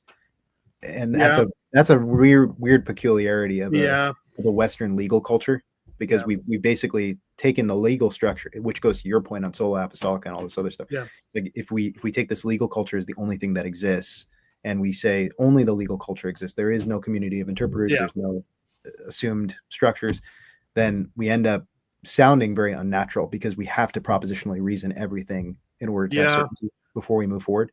Yep. So because tradition is built in the community, like the Gadamer sensus communis, the tradition is built into the very sense of the community itself. Right. Yeah, the fabric. Yeah, and so who gets to set the bounds of linguistic culture? I mean, that's a fair, it's a fair question, because Luther's saying, what he said, right, did not necessarily have the same effect. So when people, and this really struck me when I was listening to this progressive Episcopalian say that Jesus sinned by saying the Canaanite woman was a dog, and I was just like, how do you even do you not see how ironic, the person who's railing against imperialism is imposing this Western standard of acceptability onto Jesus.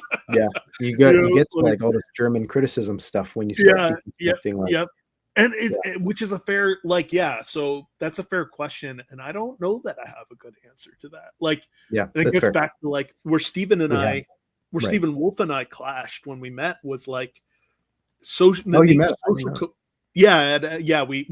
spent an afternoon together at ETS a year ago. What? Fun stuff. It was good. I think he was annoyed by me by the end of the day. Probably. I feel like I'm pushing back. Where we clashed was he thinks that social coercion is not really different than state imposed coercion, and state imposed coercion is basically just the reification of that. And I do think there's a difference between those two things. But but that said, I do think it's also it's thanks, Eddie. The brothers. Yeah, we need to do that. Oh man, I totally forgot about that. We should finish that project. I need to reread. Isn't the crime? Were we working on Brothers K? Man, we were working on Brothers K. Yeah. Oh, sheesh. Yeah, I need to do that. Yeah, we could do that. I'm good with doing that. That's a good idea. Thanks. Yeah, we should. Yeah. I lost my train of thought. Oh yeah. What I do agree is that there are mechanisms in culture for setting the range of acceptable ideas. Yep. And I don't know what mechanisms of controlling those, because I do think everyone pursues mechanisms of controlling those. And so to say we shouldn't try to control those isn't actually that's really? Just that's essentially saying we shouldn't try to be human, interacting with the human community. Yeah, totally. And so I don't know what mechanisms of control then do you pursue. Yeah, so I think what you're doing except I don't like state coercion. Doug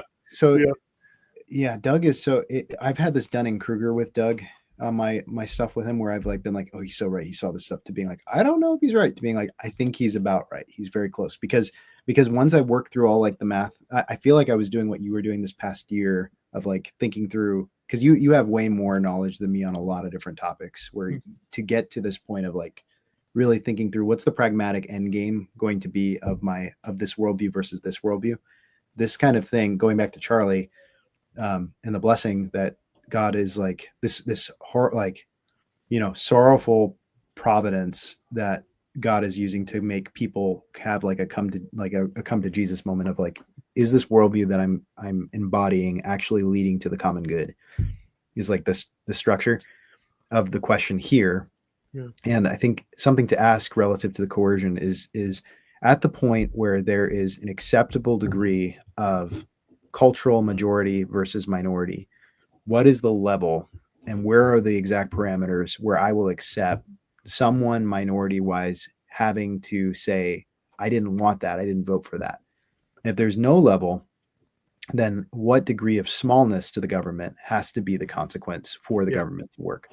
Yep. And then what do you risk by way of the tyranny of a minority? Yes. Yeah.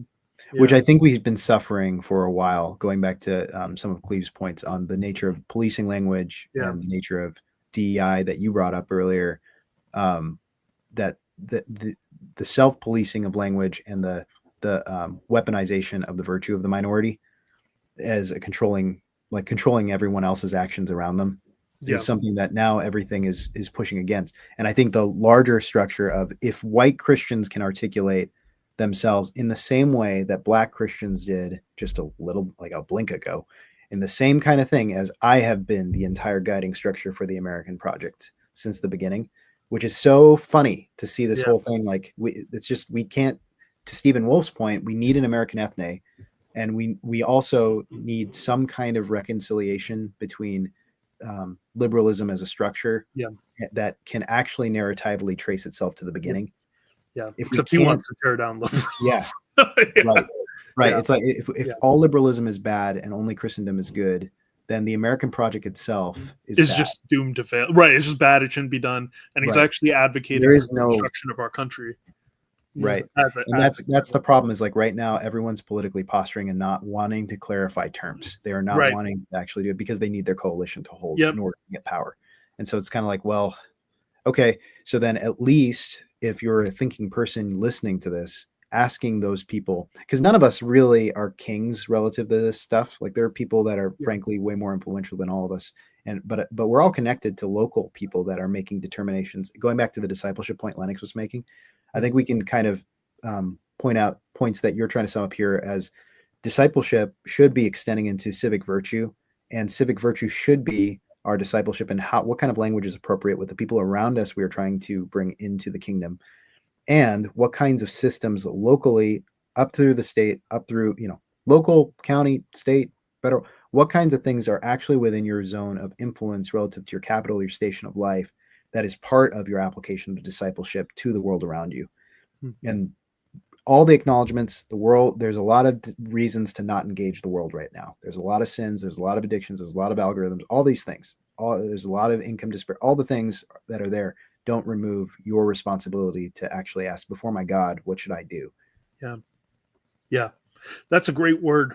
That's a great word, I think, to end on. What I want to do is pray. Thanks, George, so much for coming on. And yeah, Thanks for inviting me. I'd love to do more of these and also finish the Brothers Gang. I'm a lowly YouTube channel, so I appreciate the kindness and the blessing of it, and I appreciate always the wisdom. So thanks for likewise. Me in it. And sorry, everyone, on my I had a verbal slip. In the spirit of humility, I had I made some joke earlier where I don't know how that works in the editing process, but at the if you caught my language slip relative to that, I need to be more careful in live streams to just be wise with my own tongue. So sorry about that earlier. If you know what that is, if you don't, now you're gonna hunt for it. But there you go. I need to be more wise, and I need to not cover for myself relative to it and just say sorry, my bad. Yeah. So sorry about that. I need to be more honest and more wise. Cool. Thank you for that. Thanks for modeling that. It's how democracy survives. All right. Yeah, right. Don't make stupid jokes. Yeah, let me pray these two collects here. Eternal God, in whose perfect kingdom no sword is drawn but the sword of righteousness, no strength known but the strength of love, so mightily spread abroad your spirit, that all peoples may be gathered under the banner of the Prince of Peace, to whom be glory and dominion now and forever. Almighty God, from whom all thoughts of truth and peace proceed, kindle, we pray, in the hearts of all people the true love of peace, and guide with your pure and peaceable wisdom those who take counsel for the nations of the earth, that in tranquility your kingdom may go forward, till the earth is filled with the knowledge of your love, through Jesus Christ our Lord. Amen. Amen. All right. Well, thanks, brother. I appreciate this. Thanks for the blessing. Right. Love you. Bye. Love you.